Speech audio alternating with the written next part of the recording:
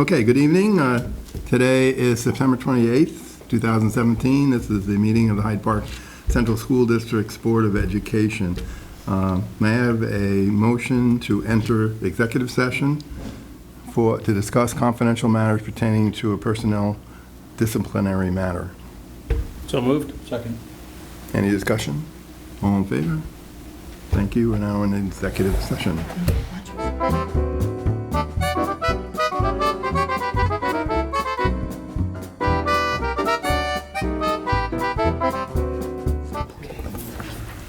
At this time, may I have a motion to return to open session, please? So moved. Second. Any discussion on that? All in favor? Opposed? Thank you. We're now in open session. At this time, we'll have the Pledge of Allegiance.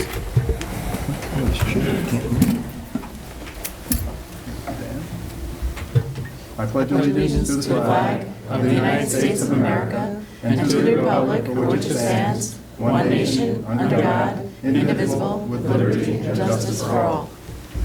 Thank you.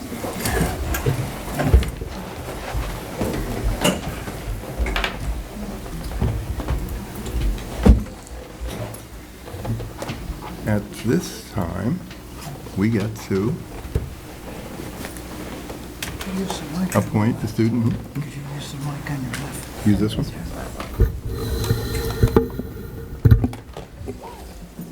Okay. I guess I mumbled too much on that one, so it's... Okay. At this time, we are going to appoint the student member of the board. Let me just get over here.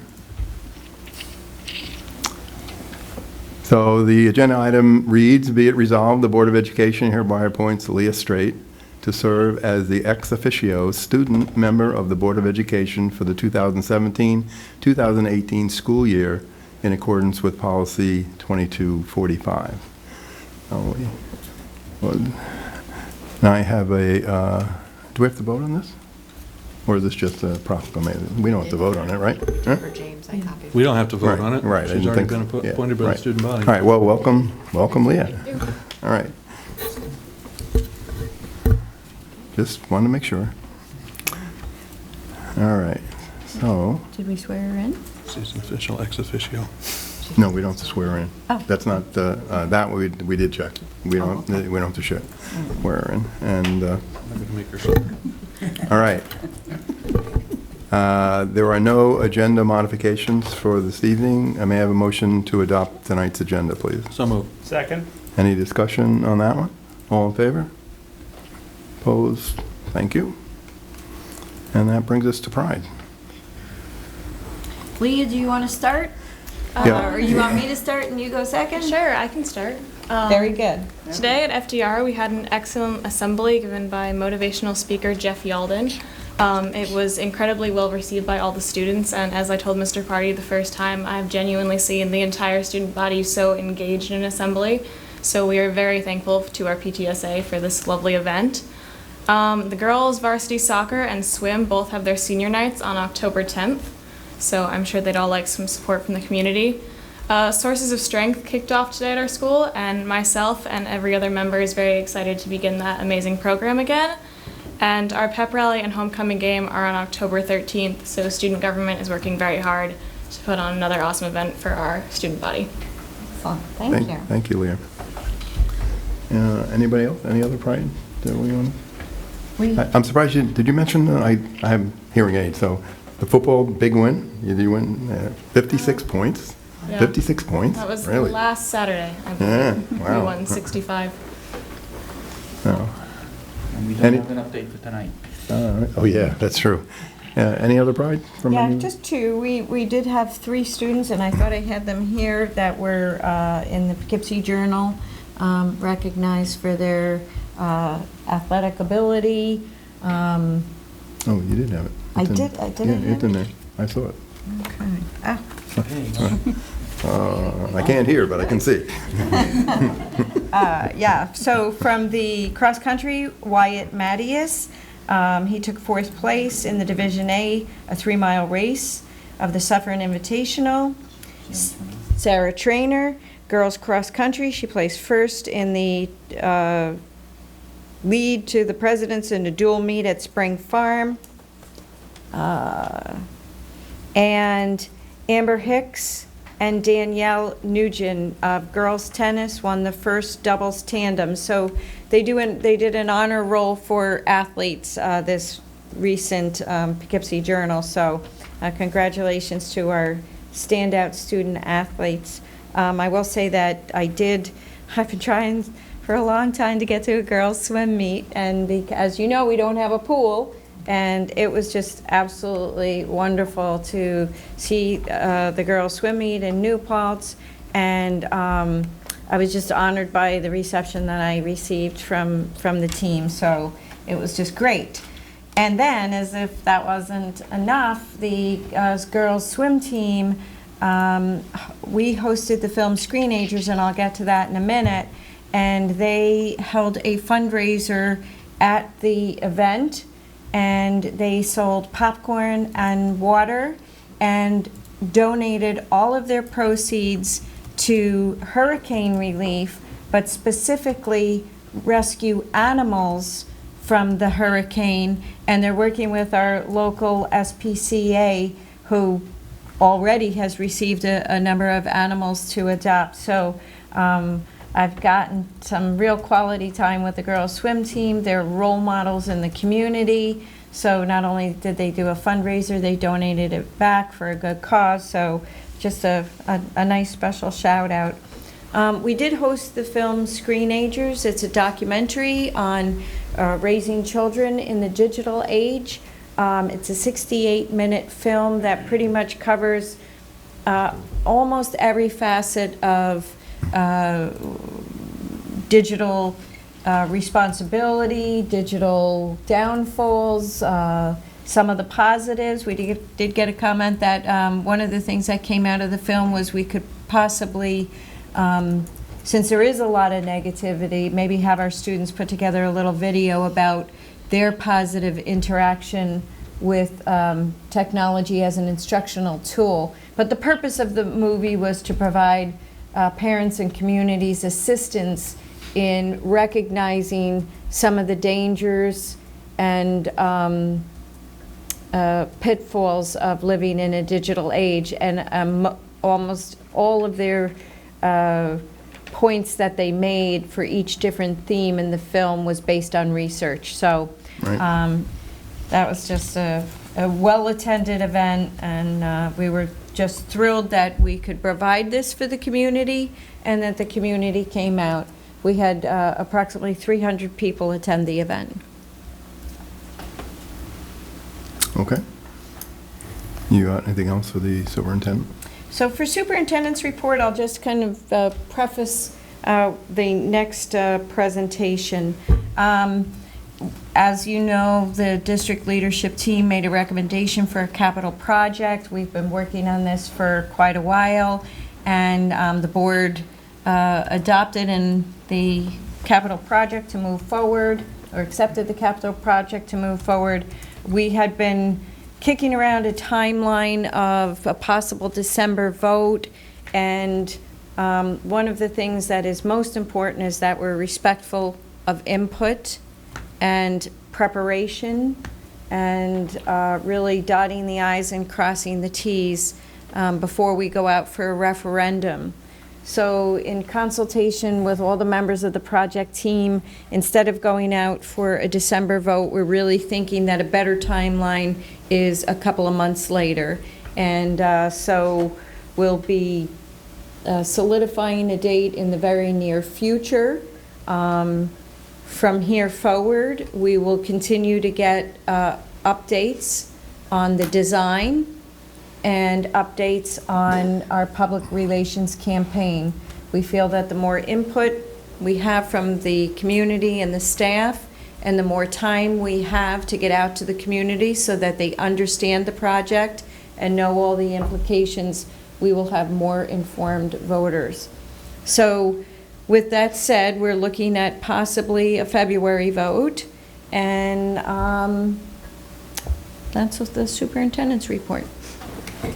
Okay, well, sliding right into capital project update. We have Mr. Brian Manning, who will be presenting an update on. And his team, Brian and Kevin and Steve. So Brian, Kevin, and Steve.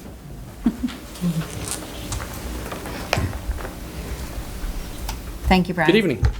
Glad to be here. Brian, Kevin, Steve.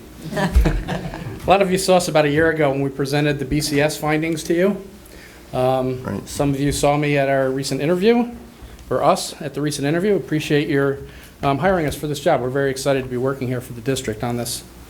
We wanted to go through our process, where we are in the process, and some of the ideas that we're kicking around now after meeting with the administrators and the science teachers and other people at the district. So I'll put you in charge of that. Is this good? I was told this one. Yeah. Yeah. Yeah. Okay, they passed the first test. All right. Nailed it. This is the only set we have. I'm sorry about that. No, we have more.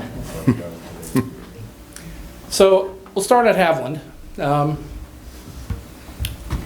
There are 5 science rooms at Haviland that we're looking at renovating. 2 of them are 8th grade, 2 of them are 7th, and 1 is split between the 2 grades. So right now, 2 of the science rooms are in the existing building, the old building, the historic building, and they're in very rough shape. As you know, all the science rooms in the district you've gotten your money's worth out of them, I like to say, because they've been in service for a very long time. So we're looking at moving the science labs out of the original building and into the newer part of the building, because it's going to be easier in terms of hazmat and other issues to do that. So what we're looking at doing at Haviland is renovating in place the 3 science rooms that are in the rear wing of the building. We've met with the science teachers, and they've told us that they do not want a prep room, which is good because we're able to make the science rooms bigger and renovate them in place, bring them up to state standards. So there will be 3 science rooms in the rear of the building. And then right in the front of the building, where there's now presently 2 special ed rooms, those are oversized rooms to begin with. So those rooms are a good place to put the 2 7th grade science rooms to renovate that area. And it works well again with the plumbing and all the electrical and things that need to be included in that. So in the blow-ups you see off of the drawing here, you see the furniture layouts that we're starting to develop and proving that the spaces are large enough. You sometimes have science labs that go up to 30 children, which is a lot to fit in a science lab. So we want to make sure we can fit 30 kids sitting at desks and learning in a classroom setting. And then what happens when it's a lab, when they move the tables and turn it into a lab, seeing that works, providing the proper amount of sinks and things like that. And so we're in that stage of just designing the spaces. And we have to get back to the science teachers on this and fine-tune that detail. So that's where we're headed in Haviland for science classrooms. That's just showing the upper floor. You can go to the next slide. So at FDR, in FDR you currently have 13 science classrooms, and we're looking at building 14 of them in this renovation. So I want to step back a minute. When we did the building condition survey, what we call the pods and what you call the pods, those diagonal designed areas in yellow, were in addition to the building, and they're a newer part of the building, but they're actually in the worst shape of any part of the building. They have problems with the plumbing, problems with the mechanical systems. They have the metal walls, if you're familiar with that. Temporary partitions that have been there for many years past their life. So it's an area of the building that needs to be renovated, plus it already has quite a bit of science in it. So we thought if we concentrate on the pods and move the science department to the pods and make them a department and not splintered throughout the building, that might be a better design for the building. We did prove that out, talking to the science department. That is indeed what they want, a departmentalized situation. So we were able to, let's go to the next slide. Yeah. So this is a blow-up of the pods, and we were able to fit the 14 science labs that you require, again at state ed required square footages, in the second floor of the pods. In order to do it, if you're familiar with the pods, and I'm sure you are, there's bathrooms right in the middle. that take up quite a bit of real estate in the center of the pods. The building also has a few too many fixtures than is required because your population has gone down quite a bit. So what we're able to do is take those 2 bathrooms out that need to be completely renovated anyway and move them to a small addition. You see that's the piece that's sticking into the courtyard here. So there will be brand new toilet rooms built there, and then we can redesign the pods so that all the science labs fit up on the 2nd floor, 14 of them, and renovate the bottom of them into regular classrooms, but now they're going to have real walls and real doors and have a more permanent design to them. So to go back up to the science labs, in the pod that's on the top right, that's all biology classrooms. So there's a requirement for 6 of those, and they fit into that one pod. Each classroom, each science classroom shares a prep room with the adjacent science classroom in this design. And then on the bottom, you have earth science, physics, and chemistry on the bottom pod. We've rearranged the hallways, as you can see, to take away the odd triangular spaces that occur now in the pods. And that saved us a lot of square footage by doing that. And in doing that, we put 2 new exit stairs at the end of each building, which are required because it would create a dead end if we didn't have those.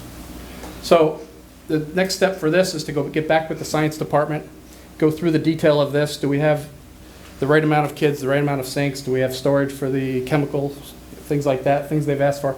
Make sure we have this all correct. And then after that, we're going to get with the construction manager and start putting some numbers to these different designs. And if other designs come up in the meantime, we'll explore those. So that's what's happening with the science renovations. Any questions about that part? Could you back up for a minute and show me where you mentioned an addition that's going to be in the courtyard? I don't quite follow the schematics here. It's this square piece, right? It's hard to point out. Oh, the top of the left diagram. Right here. It's right smack in the middle. There'd be 2 private bathrooms and a multi-stall bathroom for boys and girls. Okay. Built there. I got it. It'd be 2 stories, so it won't out. All right. Thank you. I'll just point out that the science teachers have already weighed in and love this plan. And, you know, again, they need to look at more detail. The other thing is when we were talking today in Project Team, by omitting that kind of circular design, the linear design of the hallways makes it much safer and easier to supervise. Right. Good point. I want to point out, too, you probably know this, but some of your science rooms are so undersized. They're literally a third of what the state would require for a science room. So it's going to be fantastic for some of these teachers to actually get in a science lab that has the full size, because all of them have both the classroom and the lab in the same room. So it's going to be a tremendous upgrade for the district. Yes, and we're not allowed to talk about science labs without our hashtag that all of our science labs currently predate man landing on the moon. People are going to get tired of hearing me say that, but we've got to say it every time. So I guess I do have a question. How do you envision the multi-use space? Those tables are going to move for... In the science labs are we talking about? Yeah. Okay. Yes, in these designs,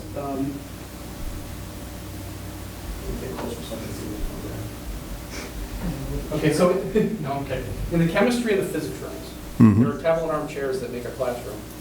And then there's a solid lab section that's attached to the floor, immovable tables. In the other sections, they wanted to have movable lab tables, 2-person tables that they could configure in different positions for different kinds of labs. But it has a perimeter around it that has all the sinks and electric outlets and services in it. Okay, so it's the option of the teacher to configure. Yes. It doesn't. They're not moving them all the time. They just configure it before the school starts. Okay. Yeah. All right.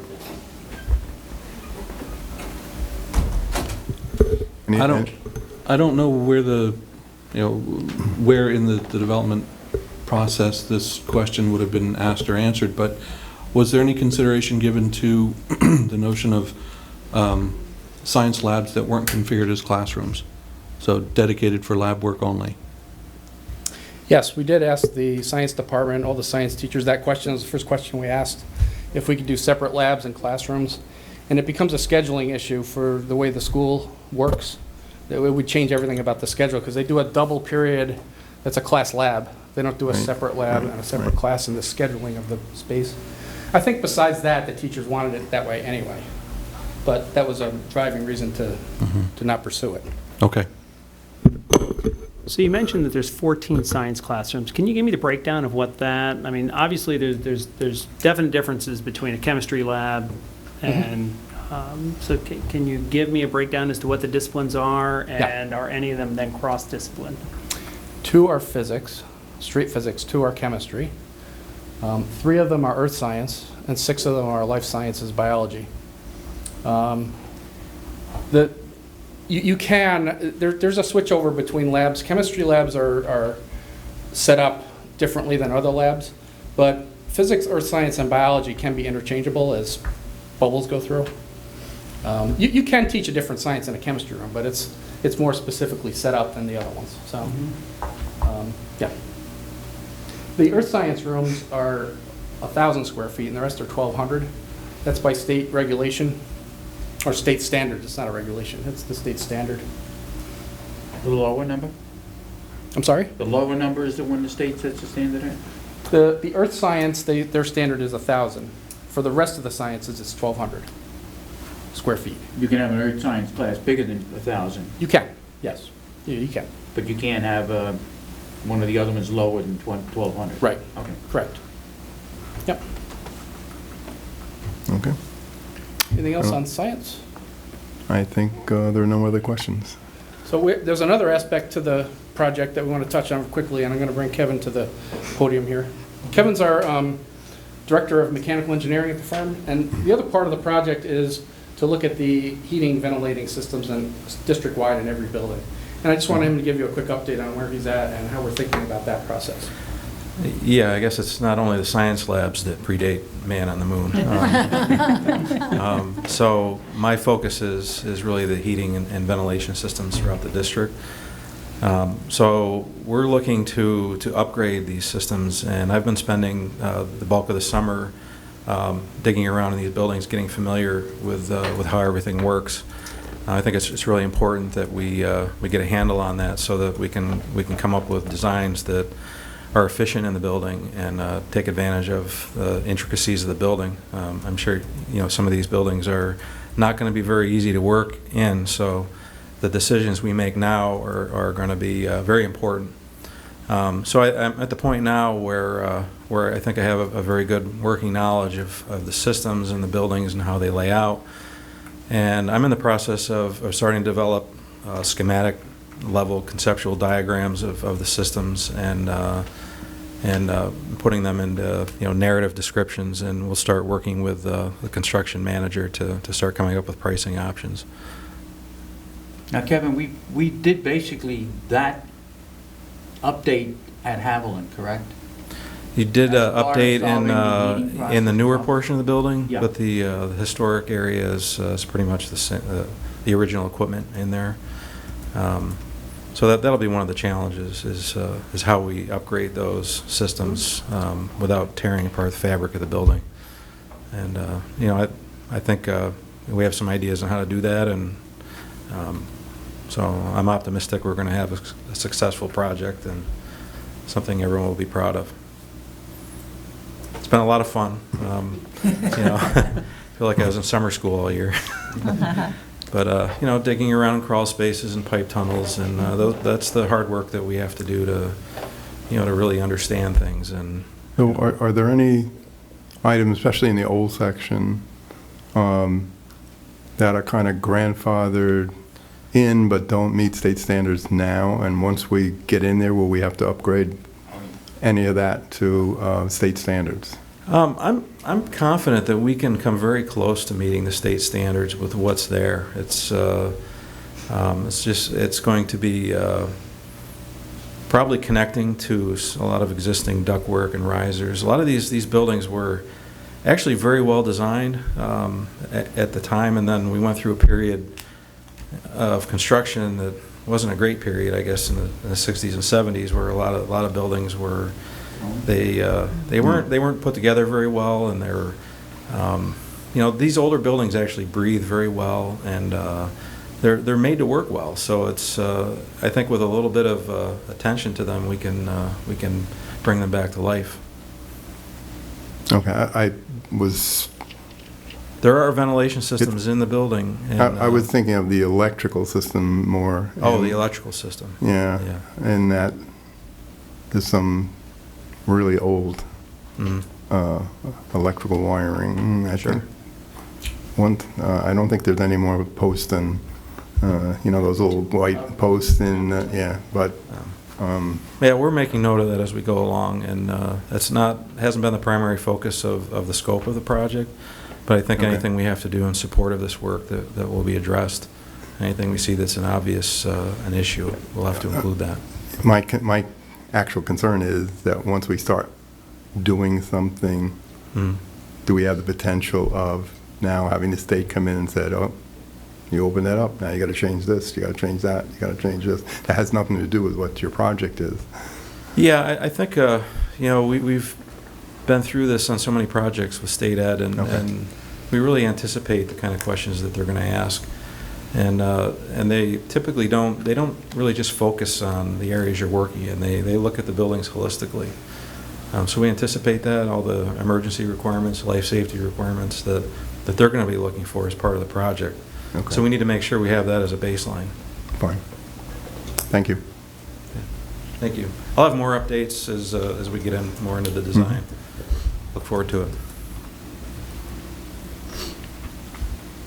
Any other questions, anyone?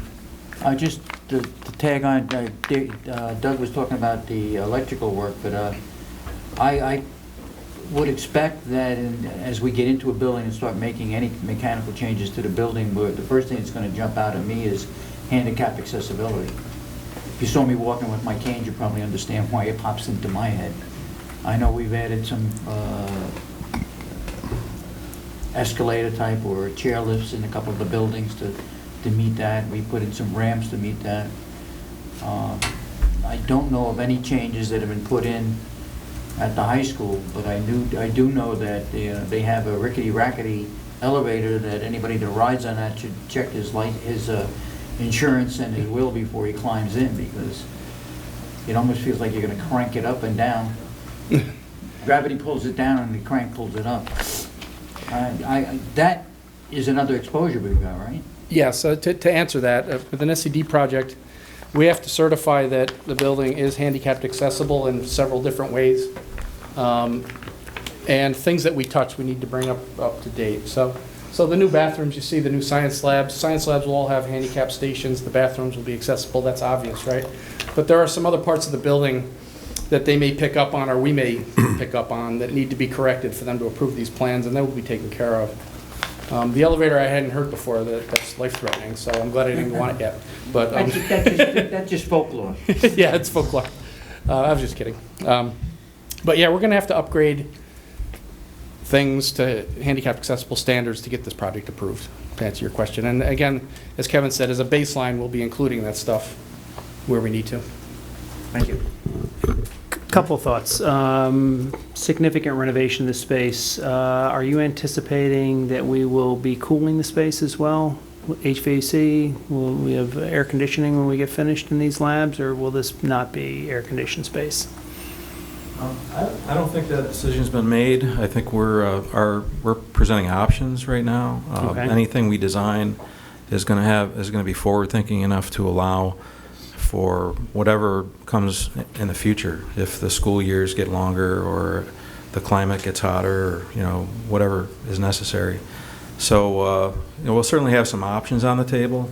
We're working with a facilities group to identify what the current air conditioning needs and loads are, and come up with ways that I think may be a better use of resources. But beyond that, we don't have any plans. Okay. And then the second question is space utilization. You've got, and I don't know how many classrooms were in this space. You're making, we had 13 science classrooms. Now we're going to have 14 science classrooms. Yeah. The functions that are being displaced by this, fitting into other parts of the building, and I believe that we have science classrooms that are outside of this area. Have we addressed, or are we anticipating addressing the renovation of those space into? Yeah. Thank you, that's a very good question. So far, we've been focused on this area to get this going, but there are 2 existing science labs with a prep room that take up quite a bit of space in the main building that will, we think, be renovated into 3 or 4 classrooms when we're done. If we've renovated into 3 classrooms, we don't lose any classrooms in this process. So we're able to enlarge all the science labs and yet lose no teaching spaces. That's where we're at now. And we're able to do that by the new hallway configuration, really, and utilizing the square footage better that way. Approximately how many square feet are we disturbing in this renovation? 40,000 in that nature, in that range.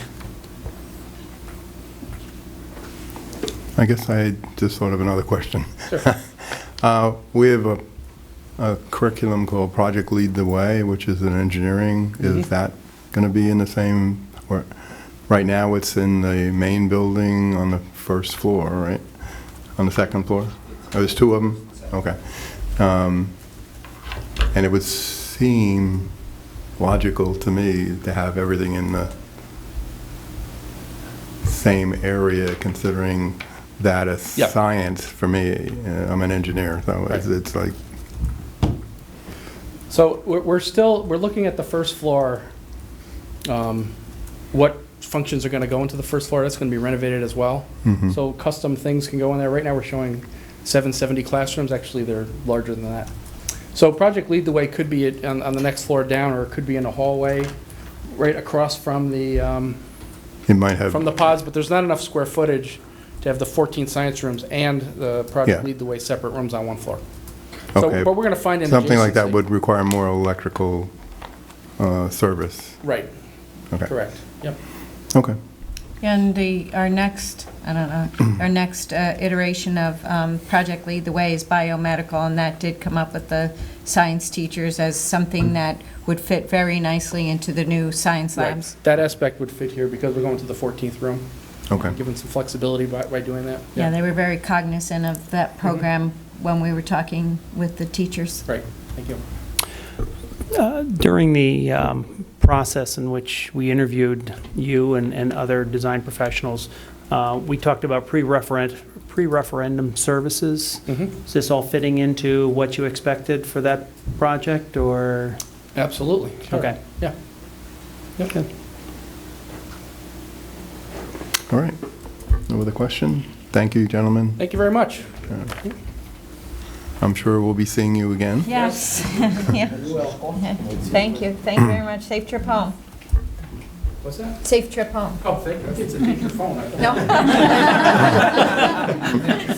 Oh, you can stay if you want. All right, moving on. At this time, may I have a motion to enter public participation, please? No, wait, no, 7.3? Oh, yes, I slipped right over it. Is it here? And if I didn't do that, you'd be disappointed. I know. Would be poor, too. We have the Hyde Park Rotary Dictionary donation. That would be Dave Meyerson, who I just... Yes. Hi, I'm Dave Meyerson from the Hyde Park Rotary Club. We're planning on doing the dictionary donations like we've done in the past. It goes to all the third grade students in the Hyde Park schools. It's part of a project called the Dictionary Project. It's designed to aid third grade teachers and students to help the students at the end of the year become good writers, active readers, and creative thinkers. Basically, we give every third grader a free dictionary. It's theirs to keep. They can keep it for the rest of the school year, the rest of their school career. So that's about it. The approximate value is about $500, and just want to make sure it's okay to donate to dictionaries. Okay, anybody have any questions? I have a question. Sure. Actually, at what point do we do electronic dictionary, since we're giving everybody a Chromebook? You know, we've talked about that a couple times, and so far it seems that the teachers are still asking for the hard copy dictionaries. And I guess at some point. Yeah, well, I'm not against it. I'm just wondering, and, No, I know. I would like, and certainly Steve Minnemeyer Yeah. would like to see us moving to electronic books, but, you know. So I was just curious, yeah, if you had thought of it. Yeah, no, we've thought about it, and I think at this point, there's still a need. I mean, if things change and everybody has their own, I like books. Chromebook or their own iPad or, whatever it happens to be, the technology, then it'll be a different project. All right, well, thank you very much. Any other questions? I don't know if anybody does. Anybody have a question? No, thank you. No, thank you very much. Thank you very much. Take care. Yeah. Now can I have public participation? All right. At this time, may I have a motion to enter public participation, please? So move. Second. Any discussion there? All in favor? Opposed? Thank you very much. At this time, if anybody would like to address the board, please step to the podium. I would. Right there. If you could tell us your name, and that'd be great. I'm reading this from my daughter. Okay. She couldn't make it here. I told her that the board meeting was on Friday, and so she didn't switch her days to work earlier.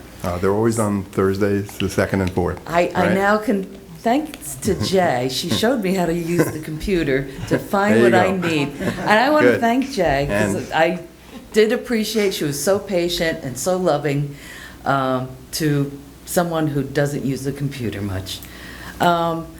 I just want to start off, my sorry, could you- name is Margaret Sanchez. There you go. Thank you. I was getting there. And I want to start off with, I'm talking about Netherwood's high kindergarten class status. I just want to start off with the understanding that I know there is no state mandate for kindergarten size, but there are recommendations. The National Association for Education of Young Children display a chart,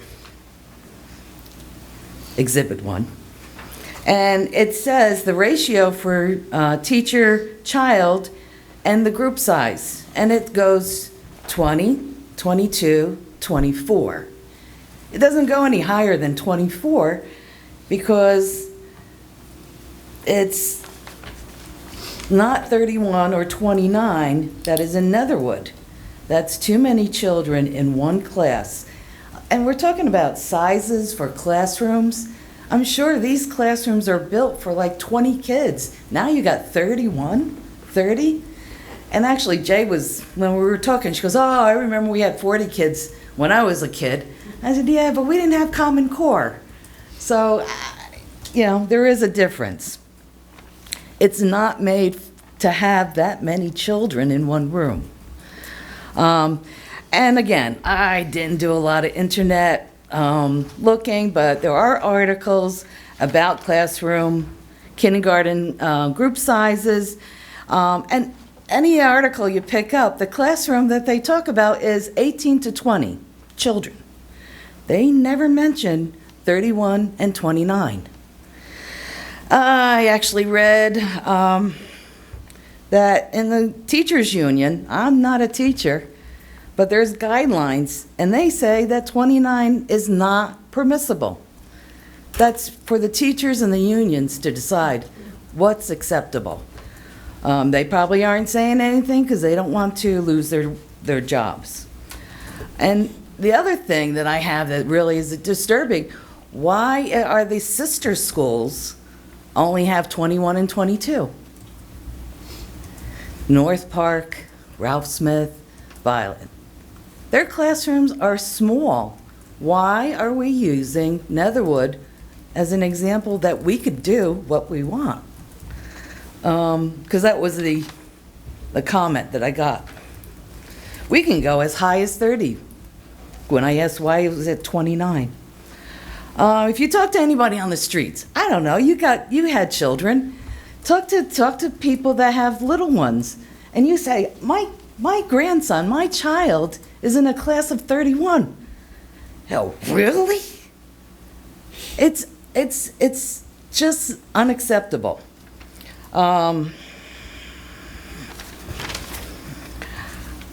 Okay, and I just did a little survey. Meyer Corners School, I talked to a grandma, and her granddaughter only has 23. Down in Beacon, they have 22. Why is it unreasonable to have 3 classrooms of 20? You got 60 kids. Is it a physical restriction? Is it that you don't have room for them?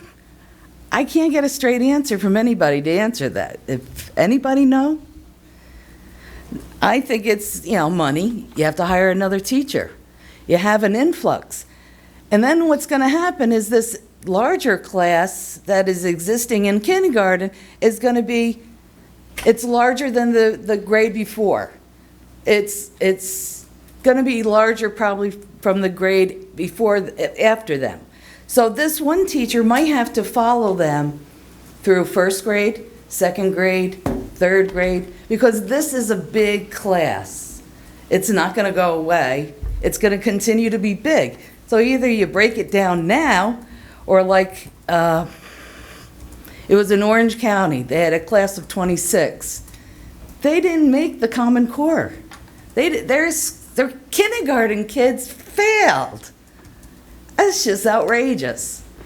And what did they do? They made classes of 20 in the first grade. So these kids failed already. And the parents get all crazy about that stuff. I'm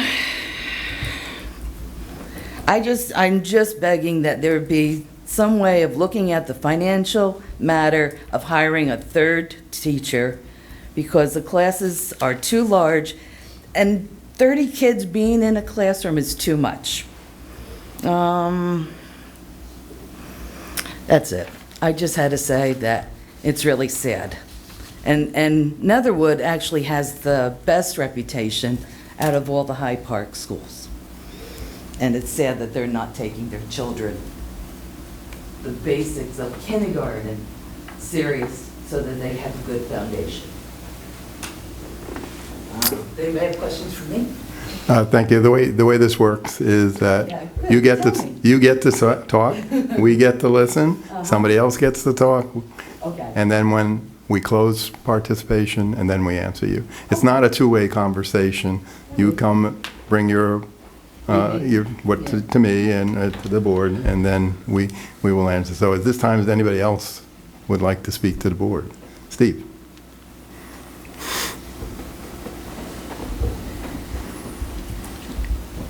Good evening, Steve Hughes, district resident. I noticed that the district website has been revamped, made new. However, I'm unable to find the staff directory that was in the old website. And I was wondering if that's an oversight or it was intentional. And if it was intentional, I urge you to bring it back, because I've found it very useful. I don't look for a lot of people, but when I do find them, I do. Oh, okay. And also, as someone who has gotten lost in the pods on numerous occasions, I applaud anything you can do to make it simpler to navigate. Thank you.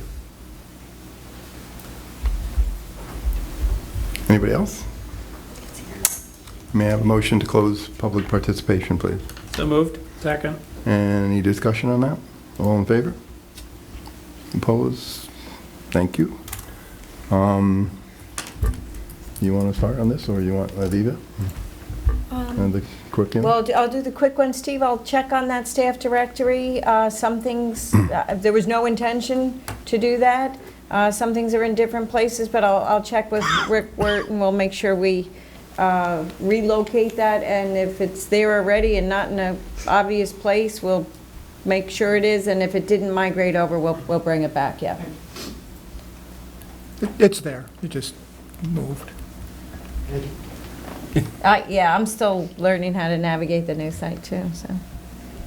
We're no longer lost in the pods, we're lost in the website. And I think, and thank you for coming to the board meeting. I think we'll update the numbers as they are now. We have a class of 28, and I know that's not. Yeah, I can speak to Netherwood. Initially, there were, both kindergartens had 30. One of them is a co-teaching environment where there's a general ed teacher all day, a special ed teacher half day, and when that teacher's not there, a teaching assistant, and then also an aide for a student. So there were 3 adults in the one room all day. The other one was just one general ed teacher and 30 kids. We're hiring a teaching assistant for the room that only had one adult with 30 children. In the other room, there's now 28 students, and we were not hiring another adult because there are already 3. Again, you know, the aide is with 1 student, but is certainly present in the room.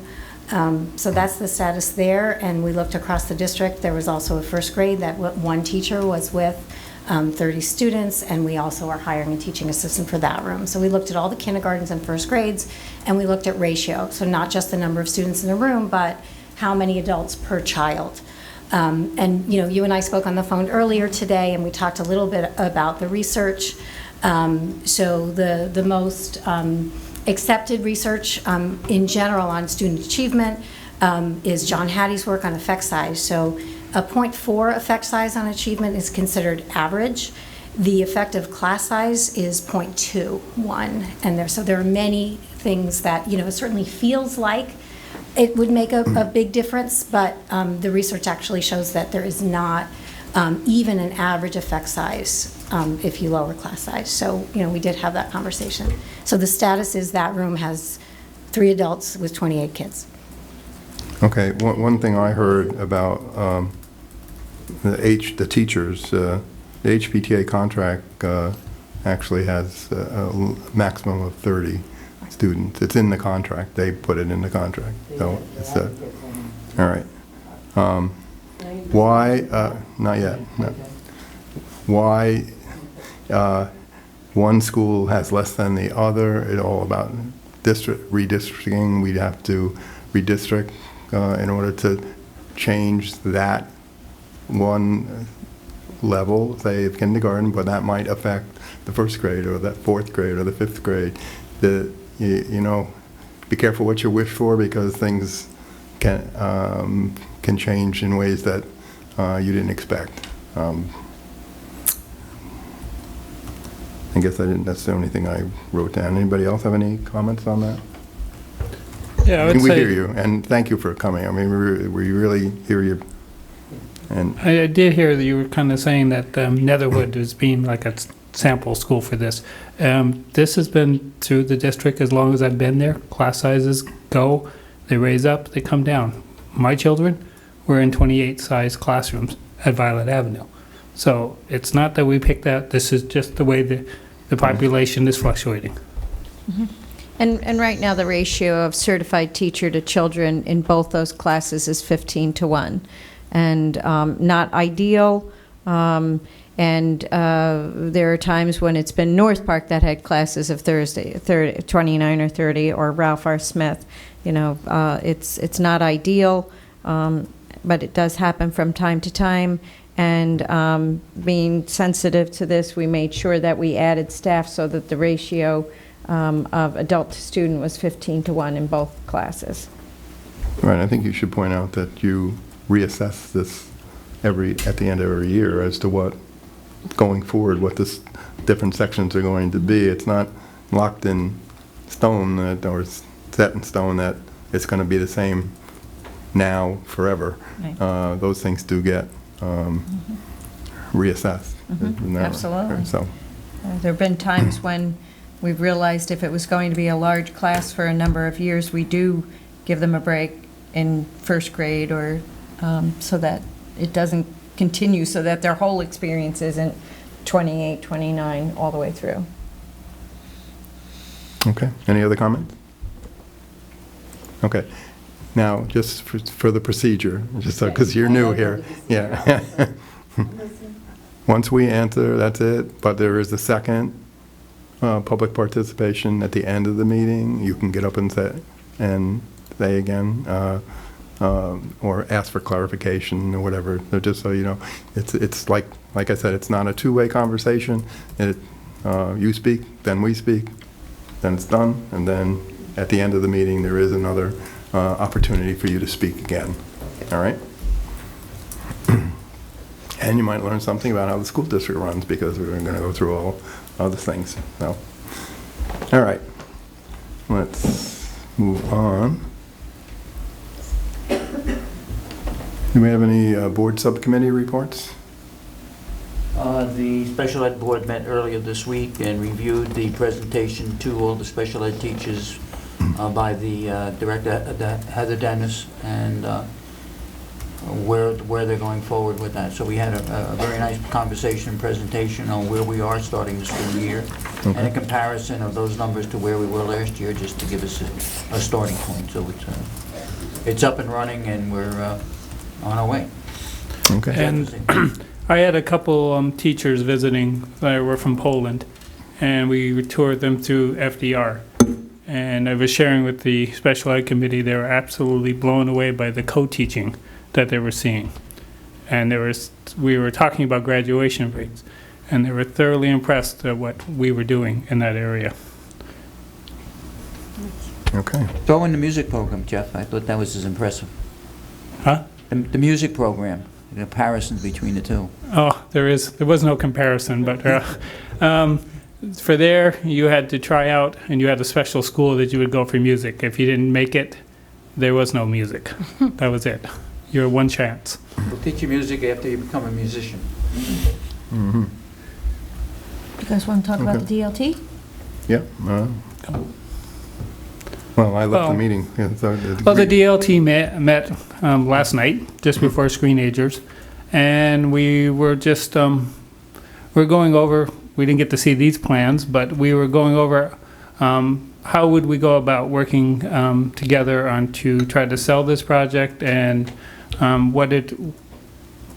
ideas of what it is, to say what it can be and what it is now. And we did a little brainstorming session, which was quite interesting. I see that there was a student table. They came up with just as many ideas as the adults, so you guys can be proud of them. Probably, maybe better ones too. All right, I think that's about it. Subcommittee reports. All right.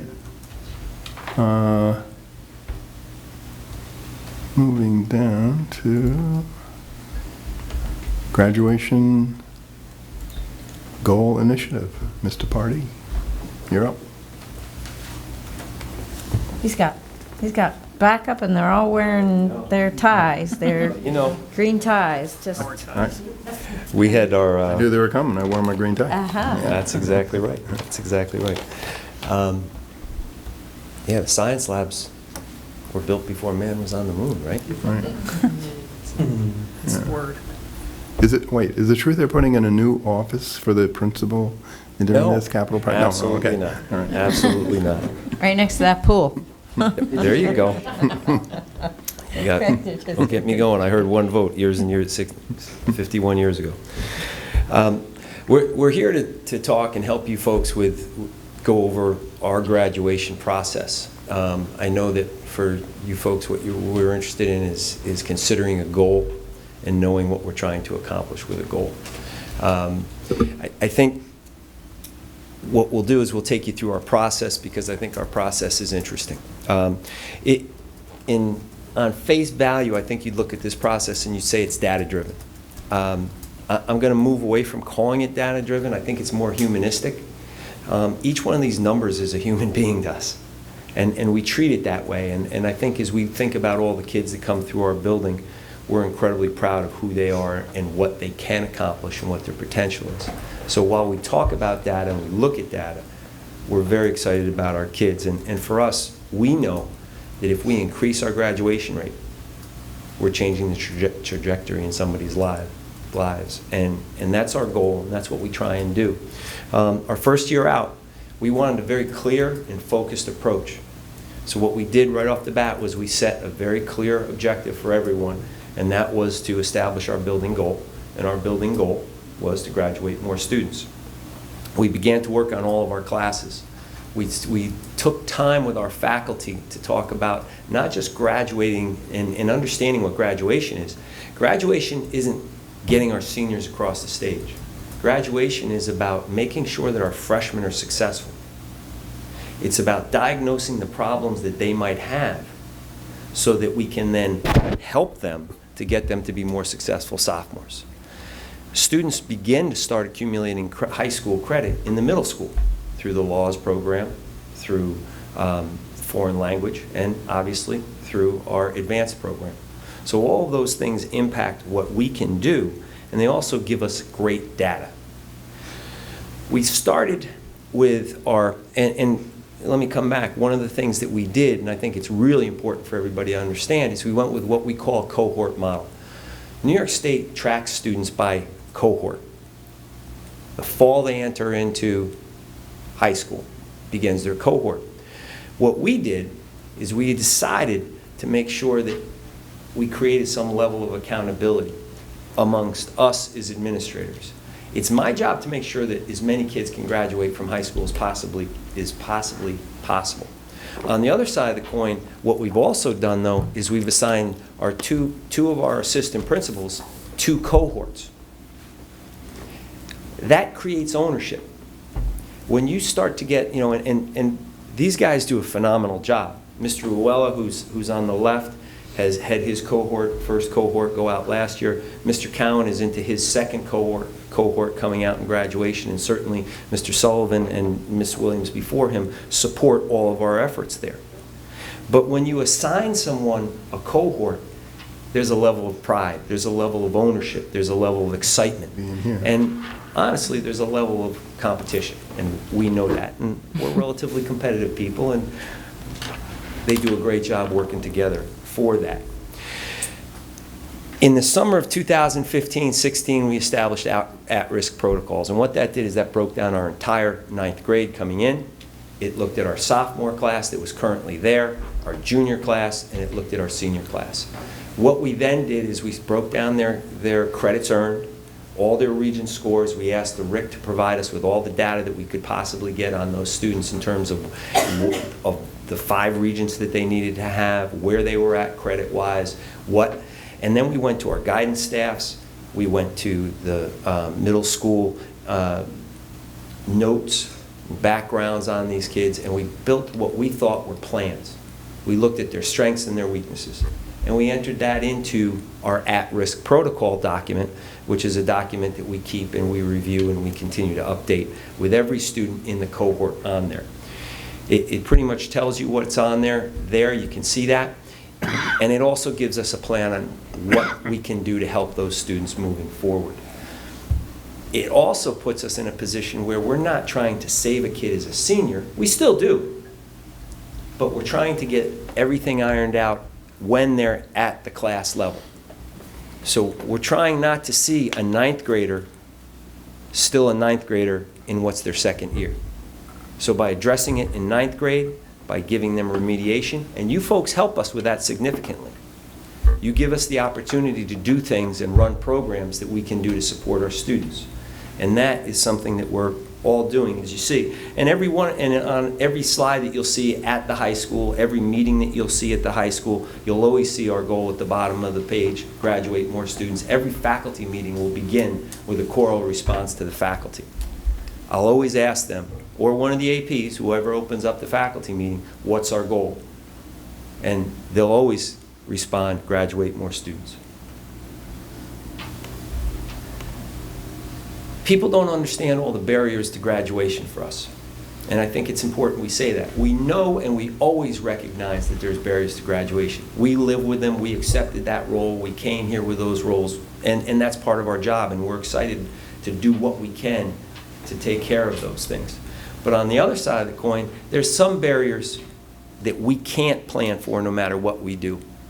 June 16th last year, a senior was placed in FDR from outside of our district, from another school within the Hudson Valley, way behind credit in our cohort.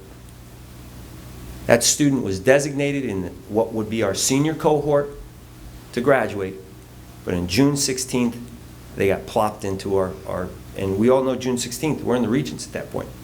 There's no teacher teaching at that point. We're taking Regents exams, we're helping students to pass Regents exams. That student impacted was a negative graduate for us coming out in June. However, we were able to help that student in August to get them up to credit and have them on their way towards graduation as a result of the opportunity of us having summer school as the actions that this board has taken to support us in that regard.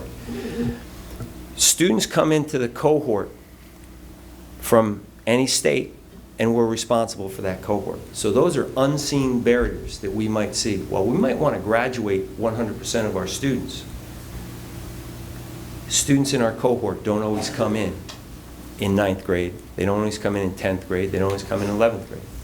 Another example would be a student that came in December from Nevada. Again, no Regents exams, not our curriculum. It's our obligation to get that student to graduate. Last year, we designated 57 students as at risk. Throughout the year, 6 of those students, as I mentioned, entered the cohort from outside the district. That comes out to 3% of our graduation group, and that impacts our numbers. Those are numbers we can't plan for. What do? All of our staff gets the at-risk document. Why is that important? We have programs, and you see each one below that, but every staff member in our building's goal is to graduate more students. You'd be amazed at how maybe a teacher at one point, a TA at another point, a clerical individual, a security guard, when they know if a student needs a little bit of extra help, there's a team aspect to try and help those students along. By our faculty and our staff knowing who's at risk, there's a little bit more guidance. You've heard the old phrase, it takes a village. Well, FDR is working it from the village concept.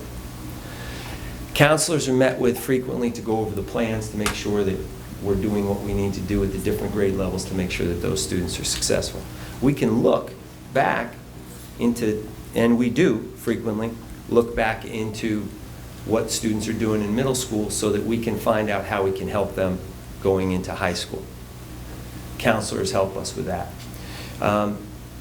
In terms of getting a number and knowing that you're meeting the state cohort, it becomes pretty important for us to make sure that we know where our students go to when they leave us. AP calling Florida because a student that could graduate moved to Florida. That was a student that had their Regents exams. That was a student that was doing everything that they needed to do to get a diploma coming out of FDR, moved to Florida and didn't enroll. Now that's not good for that student. That's not good for FDR. That's not good for our country.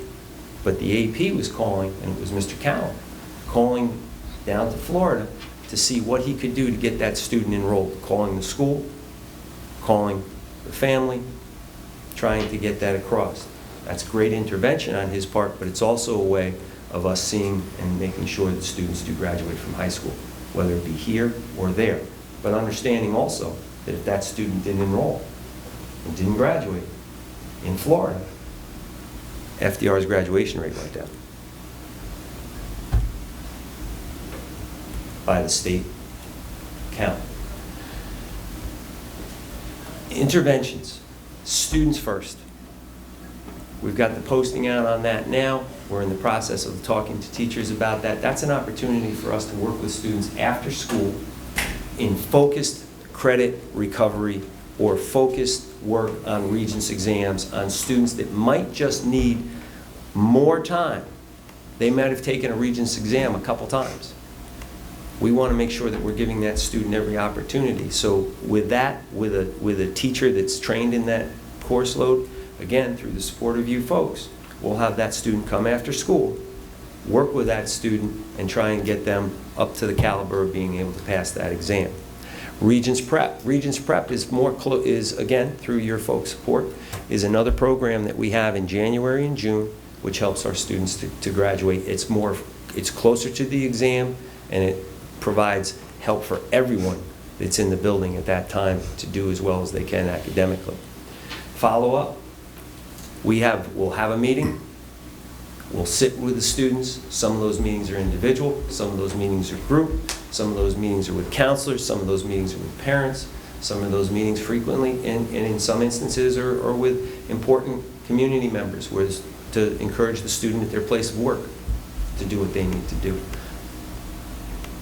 We're continually meeting with that group of students, our at-risk students, to see what they can do to keep them successful. And again, that might be in their freshman year. That might be in their sophomore year, that might be in their junior year. Talked about, it's similar with the mentor coach, parent meetings.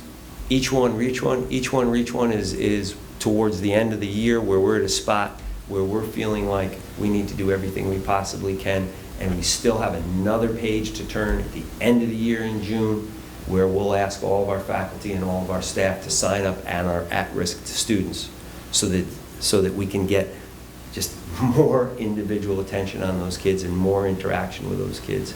And again, it creates an additional level of responsibility when whoever that faculty member is that signs up, if they sign up for Rick Party to do what they can to see Rick Party graduate, it's amazing how the embrace that many of these students have. And as a result of that, those students get they get the encouragement and they get the support.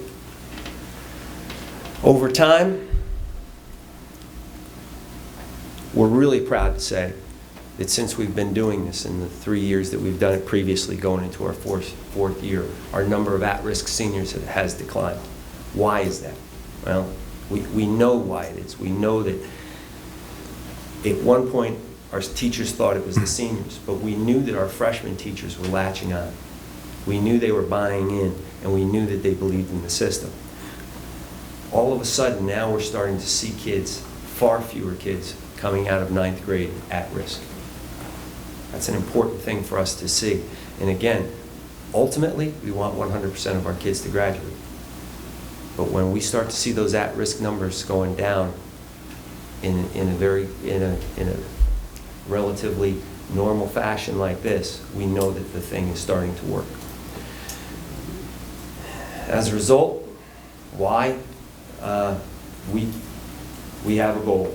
We have direction. We believe in what we're doing. I am very fortunate to work for one of the greatest staffs of teachers in this county. They have bought in. They have done what we've asked them to do. They've thought outside the box. Part of the way they get to think outside the box are the gentlemen that you see over there. They take the time and they spend the time with those people to think that little extra piece. What more can we do? How can we do it better? We're fortunate to have a great group of staff, and I'm fortunate to have a great group of APs. When we established the at-risk protocol, what that told us in the beginning was, here's the kids, here's who we need to help. We also know, though, that that doesn't change. You might be at risk as a freshman, and you're an honor student as a sophomore.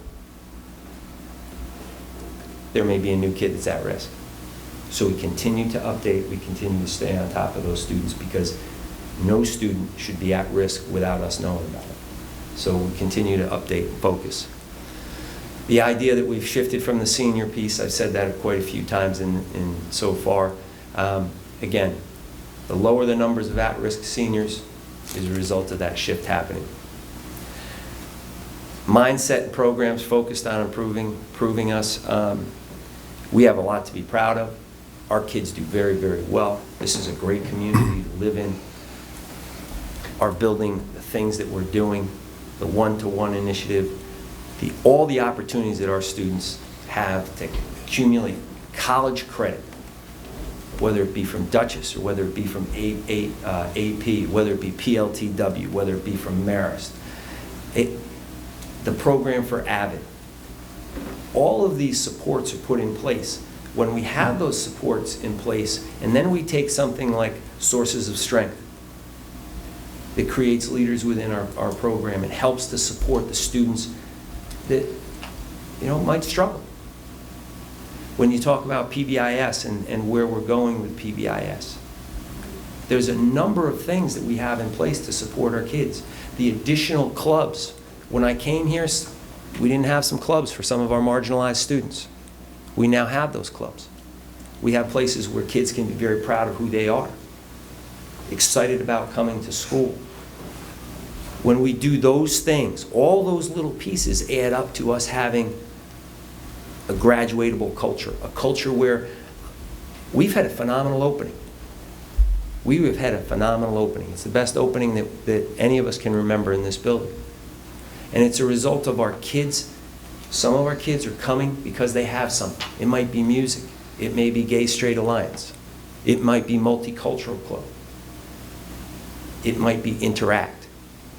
They have something that they believe in and they can come to.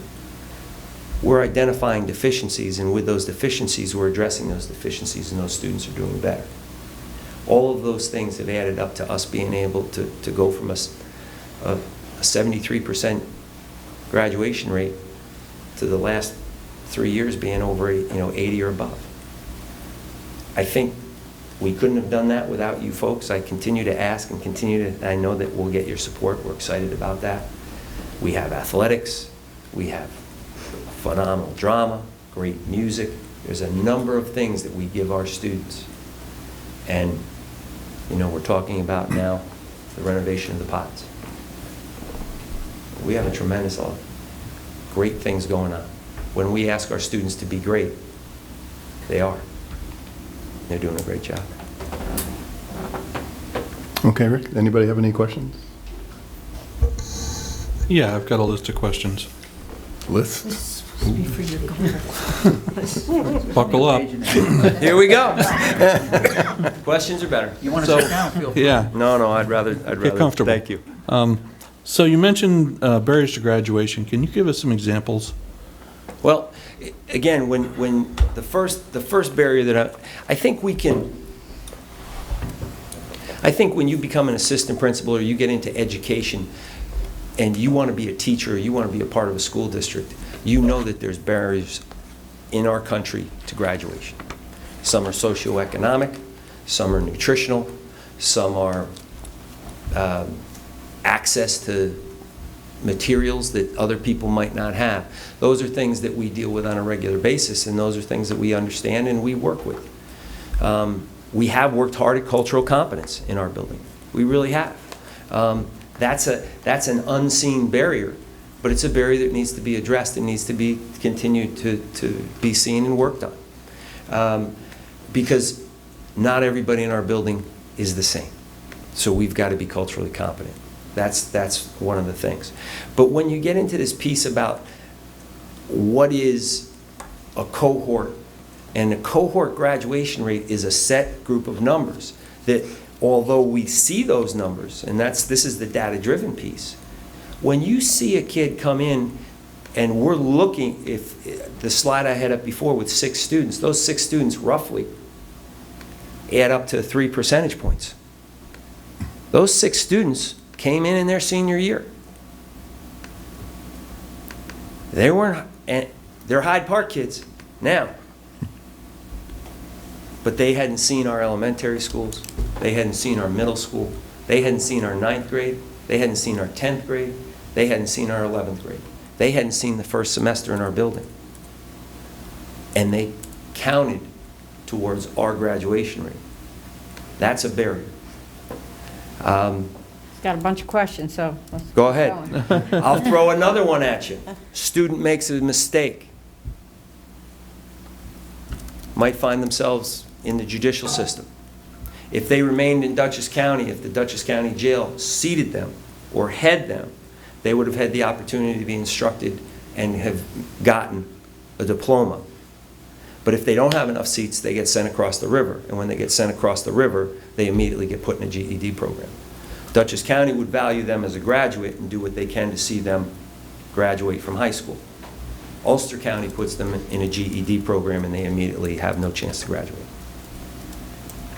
Okay, thank you. That was very thorough. So when we talk about graduation rate, that's a very specific mathematical formula where it has to do with the number of students in the senior class and the number who are receiving their diploma at a given moment in time. It doesn't refer to the number of students who have been in our system since they were 8th graders, for example. And I think you've made that clear. But it does fluctuate. And there is a fluctuation piece that in 9th grade, for example, or 10th grade or 11th grade, if we lose a student that started here and they don't matriculate somewhere else, they count against us as well. That's interesting. So if they move to a different school system, they don't count against that school system in their graduation rate? If they enroll there, they do. If they Ah. don't enroll there, they count against us. That's why, hence, the importance of calling Florida or calling to Ulster County. Okay, so that, I'm old school, I'm not sure what the current word is, but It's a that sounds like a dropout, It's a right? So the dropout Non-completer, rate yep. is a negative contribution to graduation Absolutely. rate? Yes. Okay. And the other negative would be that the contribution to graduation rate would be if they don't graduate on time, right? Correct. So there's a 4-year graduation rate and a 5-year graduation Yes. rate. And so most of the time, what we talk about here, and what most people think of as is a 4-year graduation rate. Would it be a good idea if we established a more nuanced goal for graduation rate? So right now, we're using the official state-sanctioned percentage, which is number of students in seats at the end of their senior year, and the number of those who are graduating. That's the 4-year graduation rate. Would it be interesting, not saying to our advantage or disadvantage, but would it be interesting and helpful to our own goal setting if we defined a second graduation rate, which was something to the effect of, and I'm just going to throw this out as a thought, but number of students that were enrolled in our school at the end of 8th grade who graduate at the end of 12th grade. The reason I set the end of 8th grade is because that pretty much defines it touches the students who started collecting credits in middle school and have come all the way through our own high school. I think that would eliminate some of the, in a statistical sense, the noise, if you will. I don't mean to degrade the students who aren't part of that cohort, but it would eliminate some of the distractions from graduation rate, and I think it might show us a more truthful or factual graduation rate based on what we're really doing and eliminating stuff that's beyond our control. Are you asking my opinion on that? or- Yes, I am. Sorry, I got a little long-winded with the No, question. no, believe me, but- I'm the longest-winded person here, I know Yeah, that. I wouldn't bet on it. I respectfully, I see that there's a purpose for that. And I see that it can be very helpful to do that. And I think in many ways for this entity, that would be a productive statistic. Because I think it talks about, it takes a little bit of the nuance off of the remediation that we have to do. For me, and what I believe my role is as a high school principal, at your folks' discretion, I need to get everyone that comes in contact with me, regardless of where they come from, over that stage in any possible way that I can. I don't think that I have the I don't want to lose the focus of my staff and of the kids in my building that we also, if they're living in this community, I've got to do everything I can to make this community the best possible community I can. And I feel that if I lost that a little bit, even though those kids were here, even though they didn't maybe start here, I think for us in the building, we would tend to not be as diligent as we possibly could with every single one of the kids. Once they're here, they're mine. And I've got to do what I can to get them where they need to be. Can't argue with that answer. I suspected it, but the reason I suggest the alternative, of course, is that we as a school board also have a certain amount of responsibility to make sure that the children of this community are being educated. And I don't, okay, I'm just going to say it out loud. I don't think we should be held responsible for students who have not been here and benefited from the full, the combined efforts of the entire district. And that is precisely what's happening by counting graduation rate only by looking at noses who happen to be in the classroom at the end of the senior year. However, I'm not going to argue with you, and besides, I think it would be an administrative burden to ask you to provide that statistic.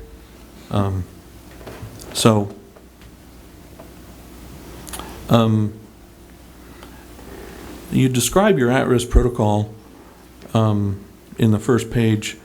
It's not clear to me how it is that by designating areas of focus for a student, and again, another phrase from that was deficiencies are addressed. So basically it looks like you make a list of the students who may need some extra help, some additional encouragement, additional focus from the staff in order to make sure that they're, if they're having trouble in math or having trouble with English, or, they need another, a little push, that is, the list, the at-risk protocol is how you broadcast that information. Is, from a high level, is that more or less what's going on there? I think there's a level of differentiation that takes place. If we know that a student might come from middle school passing 3, failing 1, they end up in the same 9th grade class as everyone. All right, so what are we going to do with that? What are the numbers? What numbers do they tell us? Yes, that student may be in there. They might not be as strong in that subject. There might be particular triggers that student might have. That might be the social emotional piece. Kids vote with their feet. Kids attend school with their feet. The numbers on attendance, all current research tells us that if a kid doesn't feel valued, they're not going to achieve for a teacher, or they're not going to come to school for a teacher. When you put some information in there that might help that teacher to bond with that student, when you put some information in there that says the student, based on the information we have, the student might function better in a small group setting. Teacher then can differentiate into more collaborative settings where they right out of the bat, they might take an upper level kid and kind of move that kid over into paired desks next to them. Those are little pieces that an excellent teacher, if they don't have that information and we don't convey that information, it might take them a little while to figure that out. We don't want, our building doesn't want to see kids picking that up, a teacher picking that up after 5 weeks. You don't want a kid to be triggered in a classroom when we shouldn't trigger that student. And then maybe they don't ever want to come back. Or maybe they're not able or resilient enough to overcome what's going on in the classroom. So those pieces become pretty important. It's more than just differentiation. It's more than just noting that they had trouble in math. It's what we can do to meet the needs individually. We're looking for ways to make sure that kids feel valued in our building. Okay. That's the end of my questions. I appreciate Did I answer that one all right? Patient. Yeah. Okay. Yep. So I got some questions. My turn. Thank you. I know you don't like a number, a graduation percentage, but unfortunately that is what we get judged by. It is what the journal will look like at. It will be what new families moving into the district will look at, see what kind of school system we have. So there, in a way, we do need a goal toward a number. And I do take it from graduate more students that we expect graduation rate to increase every year if we're totally to believe this goal. So I'm fine with saying our graduation rate would be better than last year. But when I'm looking at this also, you go down to 9th grade, but some of the deficiencies, they can start earlier in 7th grade, 6th grade. What do we do as a board in setting a goal? How are we bringing this down even further down? That's an interesting question. You additionally help us in reading programs. You additionally help us in AVID programs that address particular issues with students. You additionally help us with different types of AIS. I have to say that, to be honest with you, I'm a guy that looks at what my problems are and concentrates very hard on those problems. Not having been an elementary school teacher, not having worked in an elementary school, not having worked at a middle school, I would be reluctant to say to you, I think that there's the possibility that if we looked into how we can strengthen credit when we have a student, if we can have a student coming out of the middle school with 1.5 credits, that's a student that has a better chance of being a 10th grader, obviously. So what's involved in that? You know, how can we see a student come in with a Spanish credit or a foreign language credit? How can we see a student come in with a laws credit? How can is there the possibility of seeing more students taking a Regents class in 8th grade? Those are big questions. But there's a lot involved in each one of those things. If, you know, that's, you know, you're talking about an accelerated student, more accelerated students, talking about more students being successful in Spanish, and then obviously the laws credit. But when we look at it, not having a basic grade level at English, grade level at mathematics will set a student up coming into 9th grade behind. Yeah. So we have to have to looking at that. It's not just taking laws and already taking credits. We have to look at the whole educational system. Typically, when you opt for high school, you know, and we get what we ask for, I'll say that. Would I like to see every student come into our building at grade level in everything? Absolutely. But we also know that that's not always the case. It's not the case in any high school in Dutchess County. You know, it's not the case in any, I don't know if it's the case. I haven't been in Westchester, but, you know. Not anywhere in the nation, yes. You know, so with that in mind, you know, it becomes important for us that we be solid and excellent teachers. And that's why I feel I'm fortunate to be at FDR. I think that it becomes important for us, how can you help us? Well, you know, when we send people down to AVID training, that's an investment. Now, when I walk into classrooms and I see collaborative instruction taking place, and I see annotation taking place, and I see agendas taking place, those are trainings that come out of AVID. Those are things that we wouldn't have. I've seen our faculty grow in the last 3 years. I walked into a teacher's room who was always classified as an excellent teacher, and they were solid. The other day I saw them be excellent. You know, all of a sudden Socratic seminars were taking place. All of a sudden students were working in collaborative groups working on 4 different articles. So it wasn't just one article. There were 4 kids at a table and there was 4 different articles and they were annotating all of them and they shared different perspectives. And that's excellent instruction. We're doing some of those things, and that's a result of how you help by providing us the ability to go to AVID. Okay. I will say Barbara was one of the Polish teachers I had. She talked about the morale of the school. And she said, I've never seen so many kids so happy to be in school.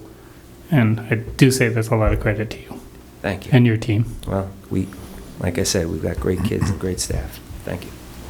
Okay, don't go away. I'm not.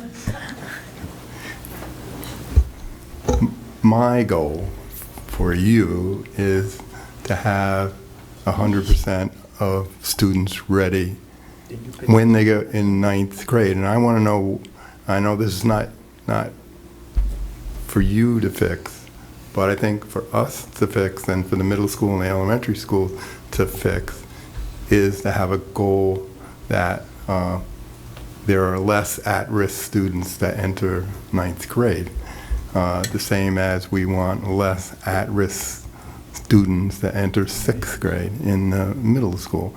And I would like to see some kind of plan for that so that you can take care of the problems that occur in high school where kids that are socioeconomic or the kind of things where an event happens and a child has a problem, that you can give them intervention services. And of course, there will be some that will all come along that even through the middle school are going to be at risk a little bit. You know, I can't say, I know you'd like to see 100%, but I think we have to move down further. You know, all the stuff you do is wonderful. I think it's really great. Thank you. But I'd like to see less students at risk going into the high school. And I just like to make a comment, although what Jeff said is correct, people do look at the numbers, but the graduation rate is not always a reflection on the quality of the education. You can have the best educational services in the world, and there's still going to be kids that fail for one reason or another. That may be their fault, may not be their fault. So I guess, so you're, if I've understood, you're identifying at-risk students as you go along. We continue to, yes, as we go, and I think you'll see kids come on at risk, and you'll see kids come off at risk. Okay. Well, I think that's a great program. I just Rick, would like to see it down. Yeah, Just a you know, question. I'm sorry. I just want to say that this is the second time we've had this conversation, and I just don't want anyone to walk away, especially our listening audience, to think that there aren't similar programs happening at the middle school and the elementary school. So I'm in full agreement.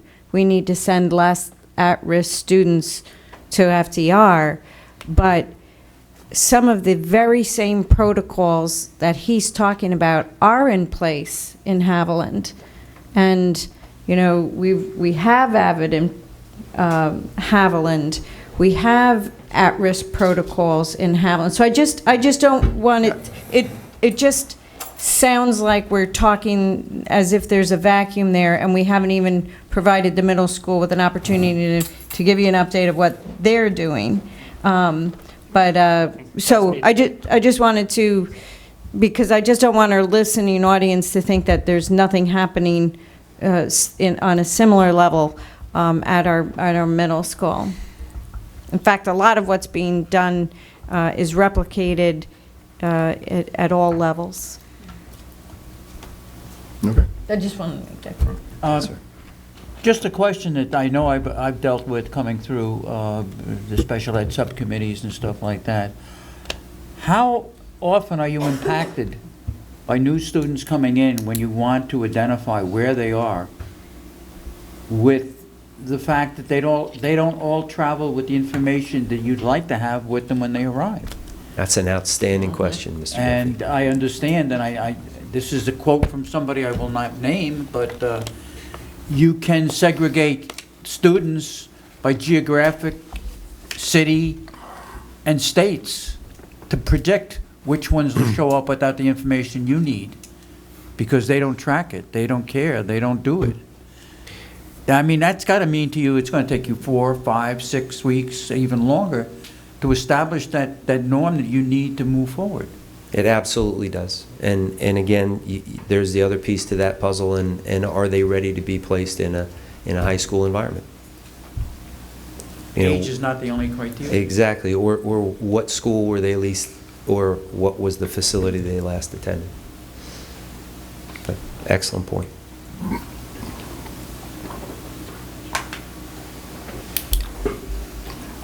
You going to stick around for a little bit? Because we're going to talk about a graduation rate goal.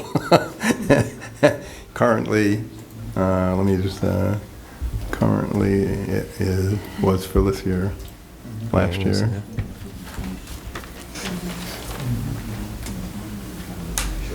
Yeah, absolutely. We may have to get back up a couple times. What did we have it at? I can't remember now.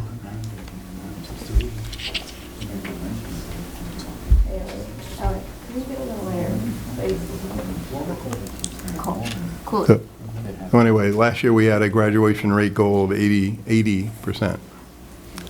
And my comment last year was, even though we did better than that, different cohorts are different. And I'd really like to know if it's realistic to up that to, say, 82%. Even though we did almost 85 this last year, is 82 a reasonable goal? So, just so you know, once we get into that. Yeah, turn up the air conditioner. I'm dying. Maybe if you didn't wear that suit. Yeah. All right, so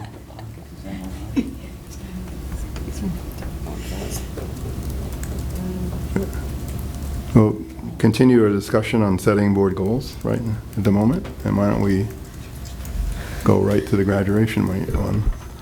So I'd like to point out that there's a shared document out there if people want to go to Right. their Google Drive and bring that up. I'm looking at it as we speak. Even has draft on it. But, all right, so we hemmed and hawed over the graduation. I left it at 80%. I just wanted to know if it's realistic to up that.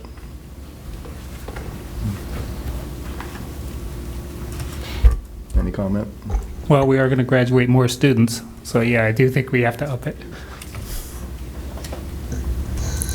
Well, we don't, what makes you think we're going to graduate more students?